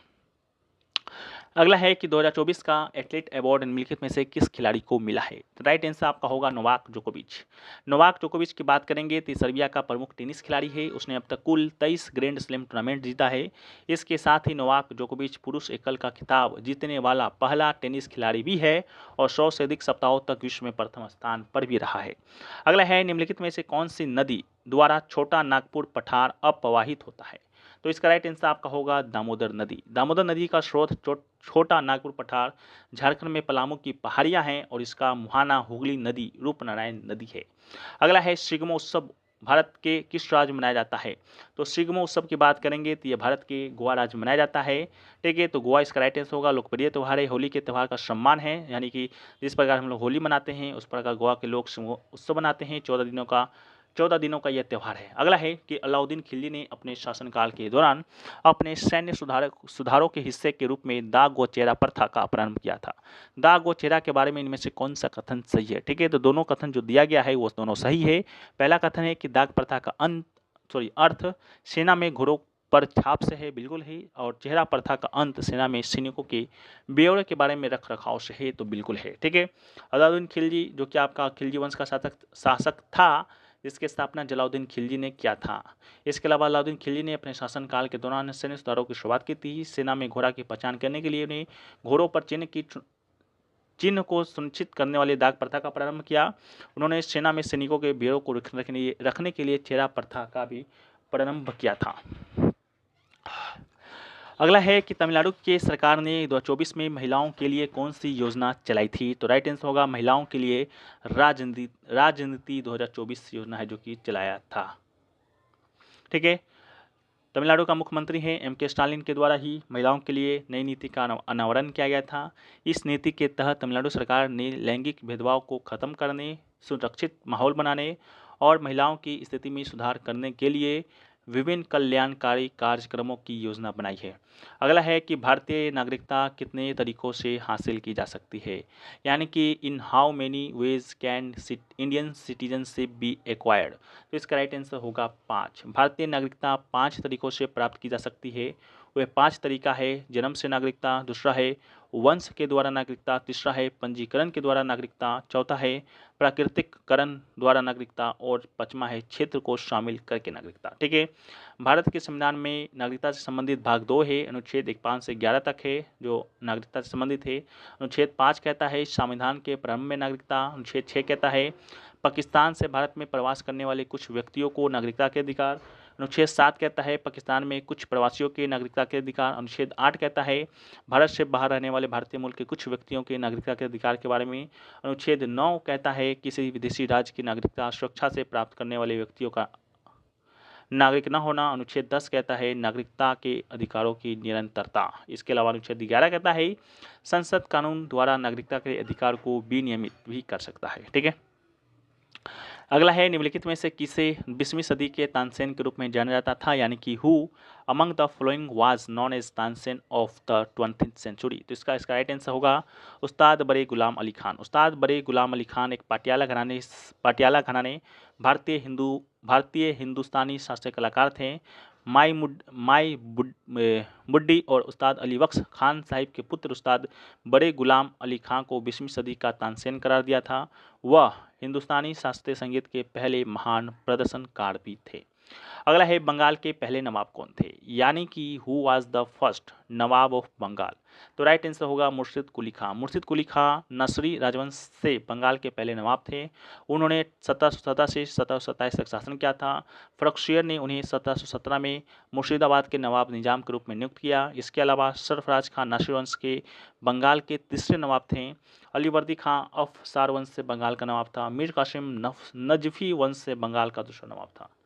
अगला है कि राष्ट्रीय मानव अधिकार आयोग की अध्यक्षता कार्यकाल होता है, यानी कि the tenure of the chairmanship of national human right commission is the. इसका राइट आंसर होगा 3 वर्ष या 70 वर्ष, जो पहले पूर्ण हो जाए। ठीक है, राष्ट्रीय मानवाधिकार आयोग अध्यक्ष का कार्यकाल 3 वर्षों का होता है। इस अधिनियम को 2019 में संशोधित किया गया था और सदस्यों के साथ अध्यक्ष का कार्यकाल 5 वर्षों से घटाकर 3 वर्ष कर दिया गया था। भारत का राष्ट्रीय मानवाधिकार आयोग NHRC 12 अक्टूबर 1993 को स्थापित किया गया था। जिस कानून के तहत इसे स्थापित किया गया था वो मानवाधिकार संरक्षण अधिनियम 1993 है, जिसे मानवाधिकार संरक्षण अधिनियम 2006 के द्वारा संशोधित किया गया है। अगला है पंचायत का सदस्य होने के लिए न्यूनतम आयु कितना है संविधान के द्वारा निर्धारित। तो इसका राइट आंसर आपका होगा 21 वर्ष। ठीक है, पंचायत का सदस्य होने के लिए आवश्यक न्यूनतम आयु आपका 21 वर्ष है। पंचायत भारत में स्थानीय सरकारी निकाय है। पंचायत के 3 स्तर, ग्राम पंचायत ग्राम स्तर पर, मंडल परिषद या ब्लॉक समिति या पंचायत समिति ब्लॉक स्तर पर, और जिला परिषद आपका जिला स्तर पर। इसके अलावा पंचायत के सदस्यों को उस ग्राम पंचायत के मतदाता सूची में एक पंजीकृत मतदाता होना चाहिए। इसके अलावा स्थानीय स्तर पर पंचायत चुनाव हर 5 साल पर होता है। ठीक है, कल पूछा गया था कि राज्य चुनाव जो आयोग है वो किसका चुनाव कराता है। ऑप्शन में पंचायत दिया गया था, वो इसका राइट आंसर भी था। ठीक है, तो आज भी पंचायत से संबंधित प्रश्न पूछा गया है। स्थानीय चुनाव कराने के लिए शक्ति राज्य चुनाव आयोग के पास नहीं थे। इसे गुजरात में तालुका पंचायत और कर्नाटक में मंडल पंचायत कहा जाता है। बहुत इंपॉर्टेंट प्रश्न है। ठीक है, इसको भी आप लोग ध्यान में रखिएगा। नेक्स्ट क्वेश्चन है कि अर्थशास्त्र पुस्तक के रचयिता कौन है। ठीक है, तो अर्थशास्त्र पुस्तक रचयिता आपके कौटिल्य हैं। कौटिल्य की बात करेंगे तो कौटिल्य वही जो मौर्य वंश का संस्थापक था, चंद्रगुप्त मौर्य, उसी का प्रधानमंत्री, उसी का गुरु आपका कौटिल्य था, जिसे कि हम लोग इतिहास में चाणक्य के नाम से जानते हैं, विष्णुगुप्त के नाम से भी जानते हैं। इसके अलावा इसका जो पुस्तक था, इनका जो पुस्तक था अर्थशास्त्र, वो अर्थशास्त्र पर आधारित नहीं था, वो था राजनीतिक सिद्धांतों पर आधारित था। ठीक है, इसको भी याद रखिएगा। वे मौर्य वंश के संस्थापक चंद्रगुप्त के मौर्य के प्रधानमंत्री थे। अर्थशास्त्र उनकी महत्वपूर्ण कृति भी है। ठीक है, इसके अलावा एक क्वेश्चन आपका दक्कन प्लेटू से संबंधित आपका आया था। ठीक है, क्या आया था उसका तो खैर मिल नहीं पाया है, लेकिन हाँ दक्कन प्लेटू से संबंधित जो प्रश्न है आपका आया था।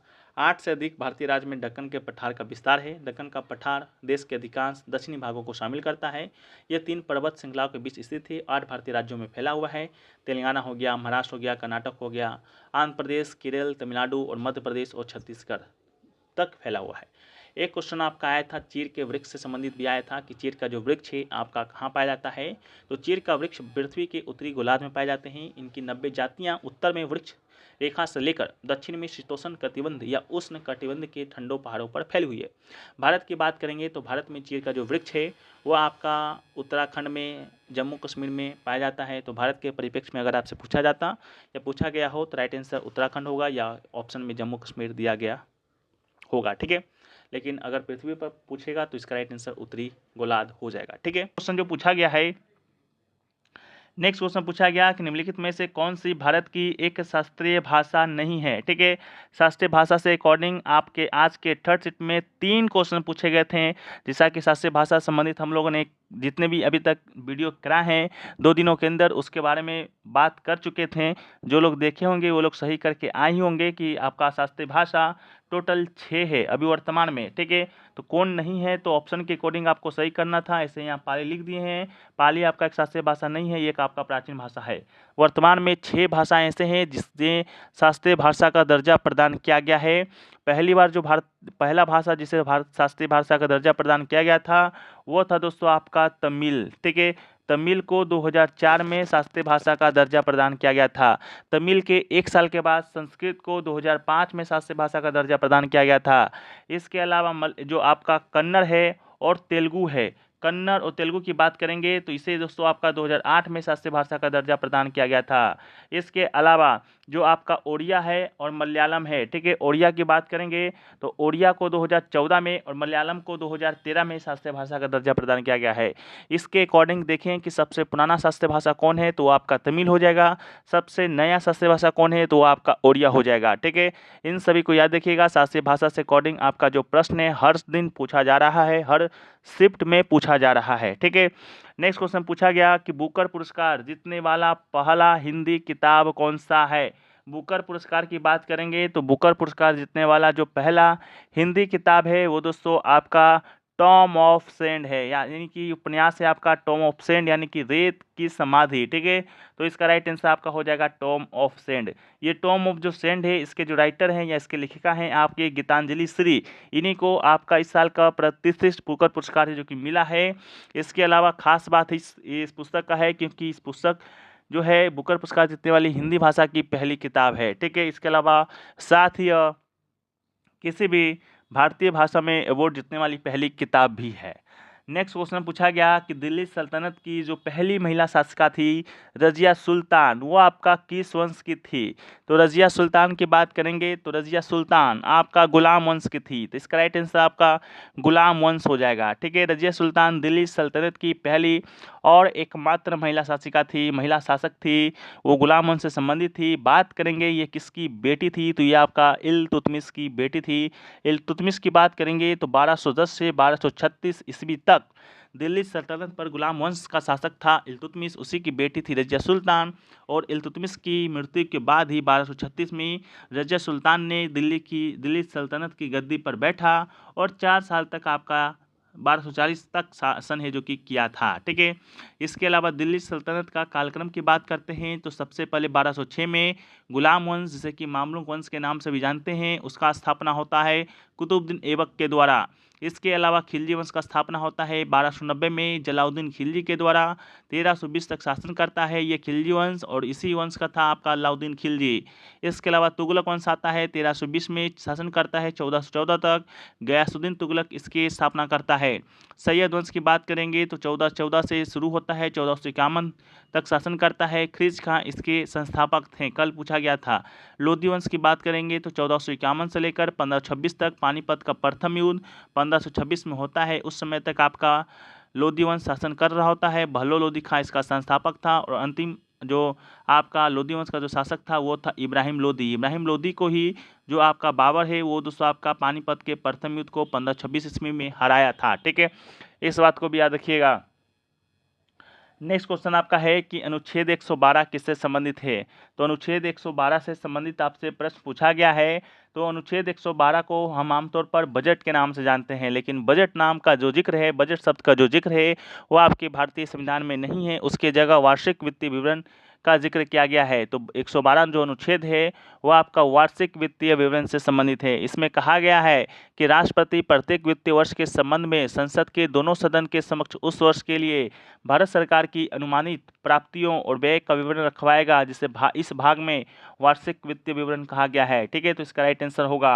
अगला है भारतीय संविधान का अनुच्छेद 324 से लेकर 329 निम्नलिखित में से किस पहलू से संबंधित है। ये क्वेश्चन को थोड़ा मॉडिफाइड कर दिए हैं क्योंकि बच्चे हमने को बताया कि 324 से प्रश्न आया था और 328 से भी आया था, तो दोनों को हम एक ही में सम्मिलित कर लिए हैं।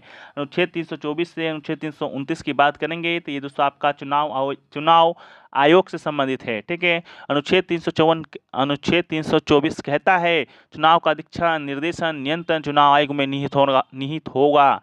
अनुच्छेद 325 कहता है कि किसी भी व्यक्ति को धर्म, जाति, नस्ल, लिंग के आधार पर शामिल होने या विशेष मतदाता सूची में शामिल होने का दावा करने के लिए अपात्र नहीं ठहराया जा सकता है। अनुच्छेद 324 कहता है कि लोकसभा, राज्यसभा की विधानसभाओं के चुनाव वयस्क मताधिकार के आधार पर होंगे। अनुच्छेद 327 कहता है कि विधायिका के चुनाव के संबंध में प्रावधान करने की संसद की शक्ति है।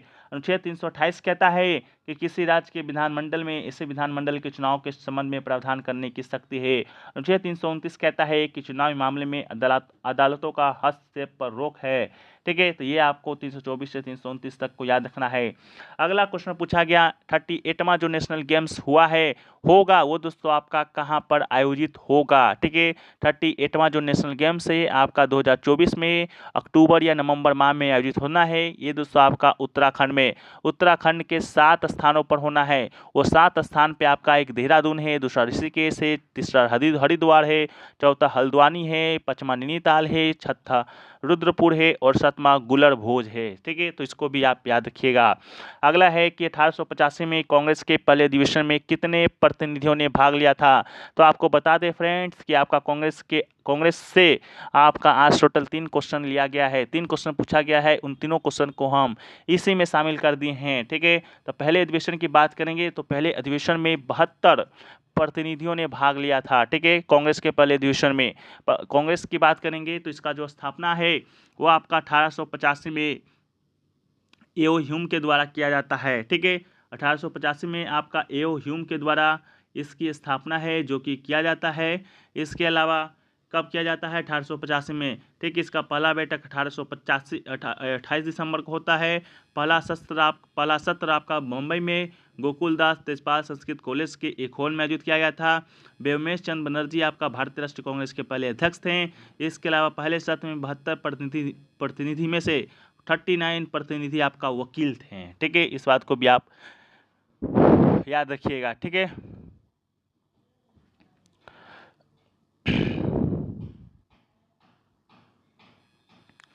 नेक्स्ट क्वेश्चन देखिए पूछा गया कि मेजर ध्यानचंद खेल रत्न पुरस्कार 2023 किसे मिला है। ये क्वेश्चन आपका परसों भी पूछा गया था, मे बी कल भी पूछा गया हो, लेकिन पूछा गया था।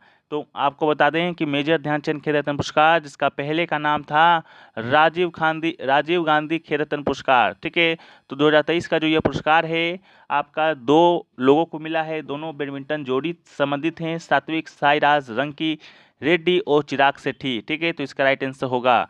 2022 की बात करेंगे तो अचंत शरद कमल को ये मिला था। ठीक है, अगला है कि बेरी बेरी रोग किसकी कमी के कारण होता है। तो बेरी बेरी रोग की बात करेंगे तो जो बेरी बेरी रोग है वो आपका विटामिन बी के कमी के कारण होता है। तो राइट आंसर आपका विटामिन बी होगा।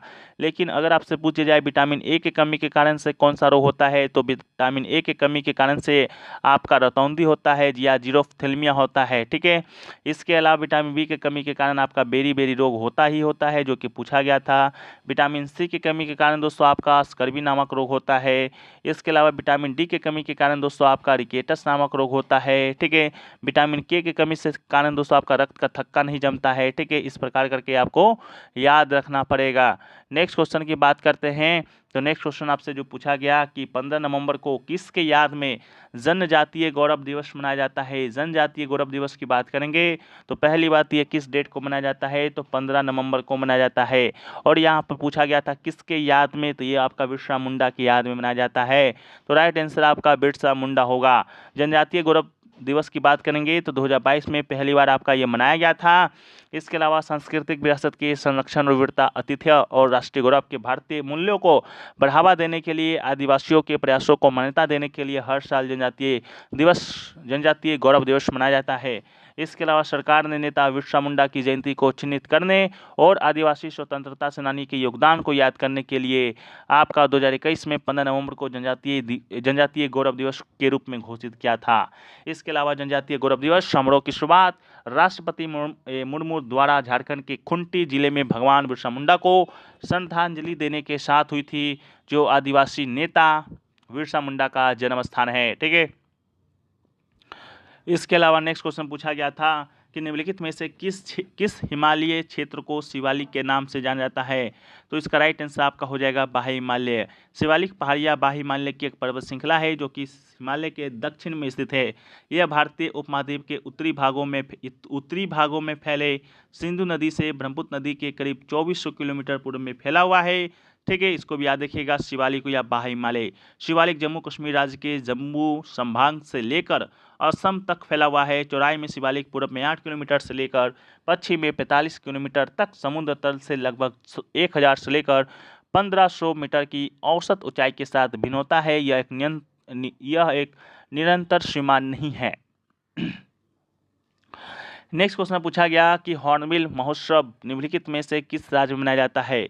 तो हॉर्नबिल उत्सव की बात करेंगे या महोत्सव की बात करेंगे तो ये दोस्तों आपका नागालैंड में मनाया जाता है। हॉर्नबिल उत्सव हर साल 1 से 10 सितंबर के बीच नागालैंड में मनाया जाता है। यह त्यौहार कोहिमा जिले के अंतर्गत नागा विरासत गांव किसामा में एक मंच पर नागाओं की समृद्ध सांस्कृतिक विरासत और परंपरा को संदर्भित करता है या प्रदर्शित करता है। यह उत्सव नागालैंड की सभी जनजातियां हिस्सा लेती है। इसके अलावा हॉर्नबिल उत्सव का नाम विश्व स्तर पर सम्मानित पक्षी हॉर्नबिल के नाम पर रखा गया है और नीचे राज्य की अधिकांश जनजातियों में लोक कथाओं में प्रदर्शित किया जाता है। सप्ताह भर चलने वाला यह त्यौहार नागालैंड में सभी को एकजुट करता है और लोग रंगीन प्रदर्शन, शिल्प, खेल, भोजन, मेले, खेलों और समारोह का आनंद भी लेते हैं। नेक्स्ट क्वेश्चन पूछा गया कि किस राज्य में उगादी एक महत्वपूर्ण उत्सव के रूप में मनाया जाता है? तो ऑप्शन के अकॉर्डिंग आपका राइट आंसर आंध्र प्रदेश था। अगर आपका आंध्र प्रदेश ऑप्शन में ना रहता तो इसका राइट आंसर आपका कर्नाटक होता। ठीक है, कर्नाटक और आंध्र प्रदेश दोनों राज्यों में यह मनाया जाता है। आंध्र प्रदेश में मनाया जाने वाला अन्य प्रसिद्ध त्यौहार आपका संक्रांति है, रोटी महोत्सव है। इस बात को भी आप याद रखिएगा। ठीक है, अगला क्वेश्चन पूछा गया संसद के 3 अंग कौन कौन से हैं? ठीक है, क्वेश्चन का स्वरूप थोड़ा सा अलग हो सकता है, एग्जैक्ट नहीं मिला है, लेकिन आपका संबंधित से या रिलेटेड जो क्वेश्चन था इसी से पूछा गया था, जिसका राइट आंसर आपका राष्ट्रपति था। ठीक है, संसद की बात करेंगे फ्रेंड्स तो संसद का आपका 3 सदन होता है। जिस प्रकार संसद में 3 अक्षर है उसी प्रकार संसद में 3 अंग होता है, सदन नहीं। सदन की बात करेंगे तो संसद का 2 सदन होता है। वो 2 सदन आपका एक कहलाता है लोकसभा, दूसरा कहलाता है आपका राज्यसभा। लोकसभा की बात करेंगे तो लोकसभा को निम्न सदन और राज्यसभा की बात करेंगे तो राज्यसभा को उच्च सदन है जो कि कहा जाता है। लोकसभा की बात करते हैं तो यह आपका 5 साल हर 5 साल के बाद आपका भंग हो जाता है और राज्यसभा कभी भी यह भंग नहीं होता है। ठीक है, इसके अलावा लोकसभा में अभी अधिकतम जो आपका सदस्यों की संख्या होता है वो आपका 550 हो सकता है। वहीं पर राज्यसभा की बात करेंगे तो अधिकतम 250 हो सकता है। ठीक है, अंग की बात करेंगे तो 3 अंग होता है, राष्ट्रपति होता है, लोकसभा होता है और आपका राज्यसभा होता है। हालांकि राष्ट्रपति संसद के किसी भी सदन का सदस्य नहीं होता है और ना ही वो संसद में बैठता है, लेकिन राष्ट्रपति संसद का अभिन्न अंग होता है। इस बात को याद रखिएगा। अगला क्वेश्चन पूछा गया कि निजी स्वामित्व और सरकारी स्वामित्व वाले दोनों व्यवसायिक उद्यम होते हैं तो वो कौन सी अर्थव्यवस्था कहलाती है? जिसका राइट आंसर आपका मिश्रित अर्थव्यवस्था था। ठीक है, भारतीय अर्थव्यवस्था में निजी स्वामित्व और सरकारी स्वामित्व वाले दोनों व्यवसायिक उद्यम होते हैं, इसलिए इसे मिश्रित अर्थव्यवस्था कहते हैं। ठीक है, इसको भी आप याद रखिएगा। अगला क्वेश्चन आपका महिला आरक्षण अधिनियम 2023 से देखने को मिला था कि महिला आरक्षण अधिनियम 2023 जो पारित हुआ है उसमें महिलाओं को कितना % सीट या आरक्षण मिला है? तो इसका राइट आंसर 1/3 सीट है जो कि मिला है। ठीक है, यह आपका 106वां संशोधन था जो कि 2023 में हुआ था। इसके अकॉर्डिंग क्या क्या हुआ था तो लोकसभा, राज्य विधानसभा और राष्ट्रीय राजधानी क्षेत्र दिल्ली की विधानसभाओं में महिलाओं के लिए 1/3 आरक्षित करता है, जिनमें अनुसूचित जातियों और अनुसूचित जनजातियों के लिए आरक्षित सीटें भी शामिल हैं। यह आरक्षण अधिनियम के लागू होने के बाद आयोजित जनगणना के प्रकाशन के बाद प्रभावी होगा और 15 वर्ष की अवधि तक लागू रहेगा। ठीक है, जिसका संभावित विस्तार संसदीय कार्रवाई के द्वारा निर्धारित किया जाएगा। ठीक है, तो आपको क्या याद रखना है? आपको 106वां संशोधन याद रखना है, 1/3 या 1/3 सेट याद रखना है। कहाँ कहाँ? तो लोकसभा, राज्य की विधानसभा और दिल्ली की विधानसभाओं में। ठीक है, तो ये फ्रेंड्स आपका फर्स्ट शिफ्ट का क्वेश्चन था। अब हम लोग सेकेंड शिफ्ट के क्वेश्चन को भी देख लेते हैं, क्या क्या सेकेंड शिफ्ट में पूछा गया है। सेकेंड शिफ्ट की बात करते हैं तो सेकेंड शिफ्ट में जो पहला जो प्रश्न देखने को मिल रहा है वो पूछा गया था कि 2023 का 33वां जो व्यास सम्मान है वो कौन से पुस्तक को मिला है? तो 2023 का जो 33वां जो व्यास सम्मान है वो दोस्तों आपके मिला है प्रख्यात लेखिका पुष्पा भारती को पुष्पा भारती के उनके संस्मरण यादें यादें यादें के लिए 2023 का 33वां व्यास सम्मान देने की घोषणा की गई है। इस पुस्तक में पुष्पा भारती ने हिंदी के प्रसिद्ध साहित्यकारों से संबंधित अविश्वसनीय संस्मरणों को रेखांकित किया है। ठीक है, तो इसका राइट आंसर हो जाएगा यादें यादें और यादें।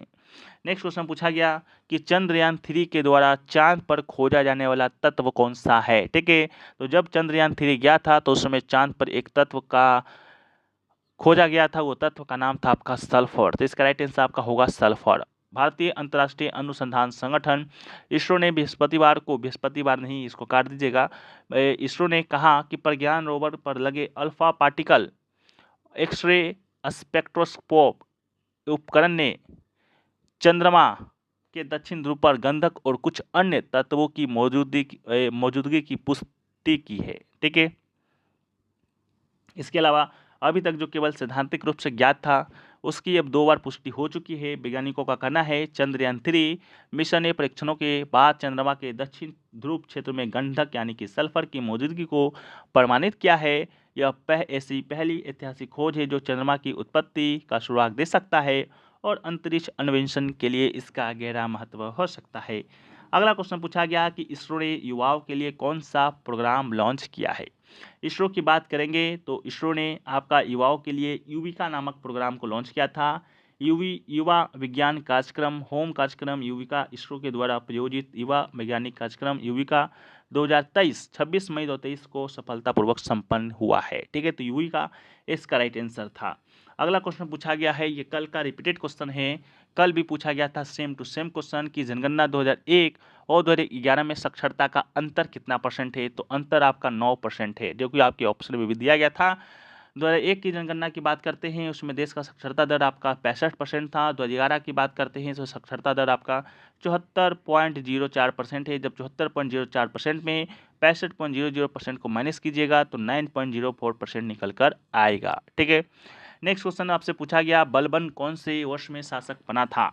बलबन की बात करेंगे तो बलबन भी आपका गुलाम वंश का ही शासक था। ठीक है, जिस प्रकार रजिया सुल्तान गुलाम वंश की थी उस प्रकार बलबन भी गुलाम वंश का ही शासक था।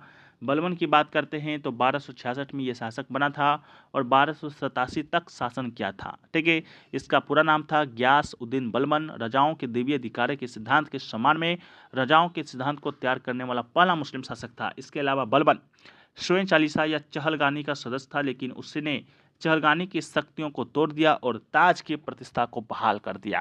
ठीक है, नेक्स्ट क्वेश्चन पूछा गया कि COP 28 कहां पर आयोजित हुआ था। COP 28 की बात करेंगे तो जो COP 28 है वो फ्रेंड्स आपका आयोजित हुआ था कहां पर, तो संयुक्त अरब अमीरात की अध्यक्षता में 30 नवंबर से लेकर 12 दिसंबर तक दुबई में। तो इसका राइट आंसर आपका दुबई होगा या तो संयुक्त अरब अमीरात होगा। नेक्स्ट क्वेश्चन पूछा गया NPCL का हेडक्वार्टर कहां पर स्थित है। NPCL के हेडक्वार्टर की जब हम लोग बात करते हैं तो इसका राइट आंसर दोस्तों निकल कर आता है नोएडा में। ठीक है, NPCL का फुल फॉर्म ही होता है नोएडा पावर कंपनी लिमिटेड। ठीक है, इसलिए इसका जो आपका हेडक्वार्टर है वो दोस्तों आपका नोएडा में स्थित होगा। तो इसका राइट आंसर आपका नोएडा हो जाएगा। ठीक है, इसके अलावा नेक्स्ट क्वेश्चन आपका पूछा गया आर्टिकल 15 यानी कि 15 से संबंधित पूछा गया था। तो आर्टिकल 15 की बात करते हैं तो आर्टिकल 15 या अनुच्छेद 15 में कहा गया है कि राज्य पूरी तरह से धर्म, जाति, नस्ल, लिंग, जन्म स्थान या इन कारकों के किसी भी संयोजन के आधार पर किसी भी नागरिक के साथ भेदभाव नहीं करेगा। इसका राइट आंसर था। एक आपका आर्टिकल 226 से संबंधित पूछा गया था आर्टिकल 226 से। तो आर्टिकल 226 की बात करते हैं तो ये आपका मौलिक अधिकार को लागू करने हेतु निर्देश, आदेश या याचिका जारी करने के लिए उच्च न्यायालय के पास अनुच्छेद 226 के तहत अधिकार क्षेत्र है। इसका मतलब है कि अगर जो मौलिक अधिकार आपका हनन होता है मौलिक अधिकार, तो उसके लिए आप आर्टिकल 226 के तहत आप हाई कोर्ट जा सकते हैं और अनुच्छेद 32 के तहत आप सुप्रीम कोर्ट जा सकते हैं कि हुजूर मेरा मौलिक कर्तव्य आपका हनन हो रहा है, इस पर आप थोड़ा सा संज्ञान लें। ठीक है, इसके अलावा यह उच्च न्यायालय को मौलिक अधिकार के परिवर्तन संबंधी निर्देश, आदेश या याचिका जारी करने का अधिकार देता है। किसी भी अन्य उद्देश्य हेतु इनमें शामिल है। यह 5 प्रकार का रीट है आपका बंदी प्रत्यक्षीकरण, इसके अलावा परमादेश, प्रतिषेध, अधिकार परीक्षा और उत्प्रेषण लेख। नेक्स्ट क्वेश्चन पूछा गया चुनाव आयोग, राज्य का जो चुनाव आयोग होता है वह आपका कौन सा चुनाव करवाता है। तो राज्य चुनाव आयोग की बात करते हैं तो आपके ऑप्शन में पंचायत दिया गया था, जो कि बिल्कुल 100% राइट आंसर था। जिस प्रकार देश में संसदीय या एवं राज्य के विधानसभा, संसदीय कहें तो लोकसभा, राज्यसभा और राज्य की विधानसभा का चुनाव का चुनाव की जिम्मेदारी को निभाने के लिए भारतीय चुनाव आयोग, election commission of India, ECI की स्थापना की गई है। उसी प्रकार राज्य में होने वाले पंचायत चुनावों को संपन्न कराने के लिए प्रत्येक राज्य में राज्य चुनाव आयोग यानी कि स्टेट इलेक्शन कमीशन की भी स्थापना की गई है। राज्य चुनाव आयुक्त भारत के चुनाव आयोग से स्वतंत्र रूप से काम करते हैं। प्रत्येक का अपना कार्य क्षेत्र होता है। इसका नियुक्ति राज्यपाल के द्वारा किया जाता है। इस बात को भी याद रखिएगा। नेक्स्ट क्वेश्चन पूछा गया, अल बरूनी के द्वारा लिखी गई पुस्तक का क्या नाम है? अल बरूनी की बात करेंगे तो अल बरूनी के द्वारा जो लिखा गया पुस्तक का नाम था उसे हम लोग किताब उल हिंद के नाम से जानते हैं। तो इसका राइट आंसर आपका किताब उल हिंद इसका राइट आंसर हो जाएगा। ठीक है, किताब उल हिंद इसका राइट आंसर होगा। अल बरूनी की बात करेंगे तो यह आपका एक ईरानी विद्वान था। उन्हें आधुनिक भूगणित का जनक माना जाता है। अल बरूनी यह यात्री है जिसने केरल को मालाबार कहा था। किताब अल हिंद अरबी किताब है जो अल बरूनी के द्वारा लिखा गया है। अगला क्वेश्चन जो पूछा गया है उससे पहले हम लोग देखें तो किताब अल तफहीम अल बरूनी के द्वारा ही लिखा गया है, जो फारसी और अरबी दोनों भाषाओं में है। इसके अलावा उन्होंने 1017 में भारतीय उपमहाद्वीप की यात्रा की है।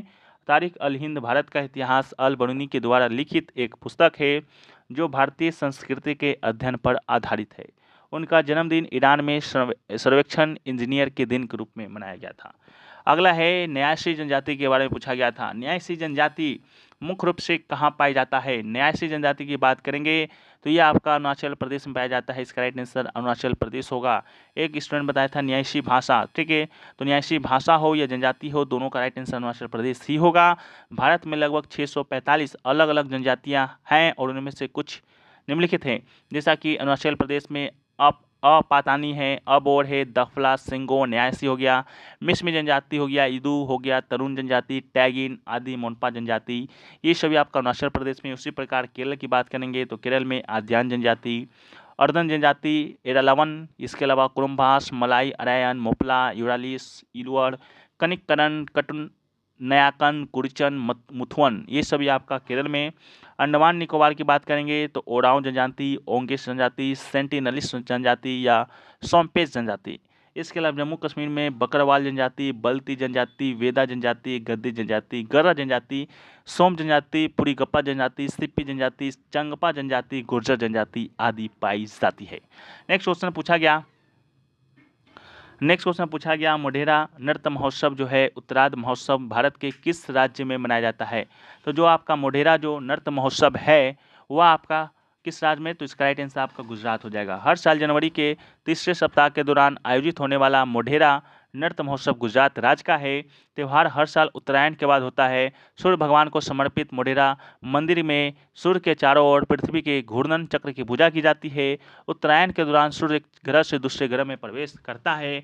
यह धनु या धनु से मकर या मकर राशि की यात्रा करता है। मोढेरा मेहसाना जिले के दक्षिण पश्चिम में स्थित है और मेहसाना शहर से 25 किलोमीटर की दूरी पर स्थित है। अगला क्वेश्चन पूछा गया कि भोपाल गैस त्रासदी आपका कब घटित हुआ था? भोपाल गैस त्रासदी की बात करेंगे तो इसका राइट आंसर आपका 3 दिसंबर 1984 हो जाएगा। 3 दिसंबर 1984 को भोपाल गैस त्रासदी हुआ था। यह मध्य प्रदेश की राजधानी भोपाल में एक बहुराष्ट्रीय कंपनी यूनियन कार्बाइड अब आपका डोव केमिकल्स के कीटनाशक संयंत्र से मिथाइल आइसोसाइनाइड CH3NCO के रिसाव के कारण हुआ था। बहुत इंपॉर्टेंट क्वेश्चन, आपका हर एक एग्जाम में ये क्वेश्चन पूछा जाता है। इसके अलावा अनुमान है कि यह यूनियन कार्बाइड कारखाने से करीब 40 टन गैस और अन्य रसायन का रिसाव हुआ। मिथाइल आइसोसाइनेट एक बेहद जहरीली गैस है और अगर हवा में इसकी सांद्रता 21 ppm को छू लेती है तो ये गैस के श्वसन के कुछ ही मिनट में मौत का कारण बन सकती है। यह विश्व स्तर पर सबसे खराब रासायनिक आपदाओं में से एक है और अभी भी प्रभावित क्षेत्रों के लोगों पर इसका बुरा प्रभाव पड़ रहा है।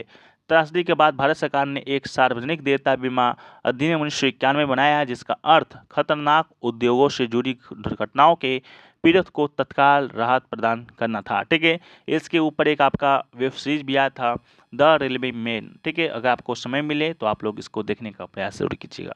अगला है कौन सा विटामिन शरीर में बनता है? विटामिन की बात करेंगे और शरीर में बनने का बात करेंगे तो विटामिन डी इसका राइट आंसर होगा। जब जो हमारी जो त्वचा है धूप के संपर्क में जाती है तो हमारा शरीर स्वाभाविक रूप से विटामिन डी का उत्पादन कर सकता है। इसलिए विटामिन डी वो विटामिन है जो कि हमारे शरीर में सबसे तेजी से बनता है। मजबूत हड्डियों के लिए विटामिन डी जरूरी है क्योंकि यह हमारे शरीर को कैल्शियम को अवशोषित करने में मदद करता है।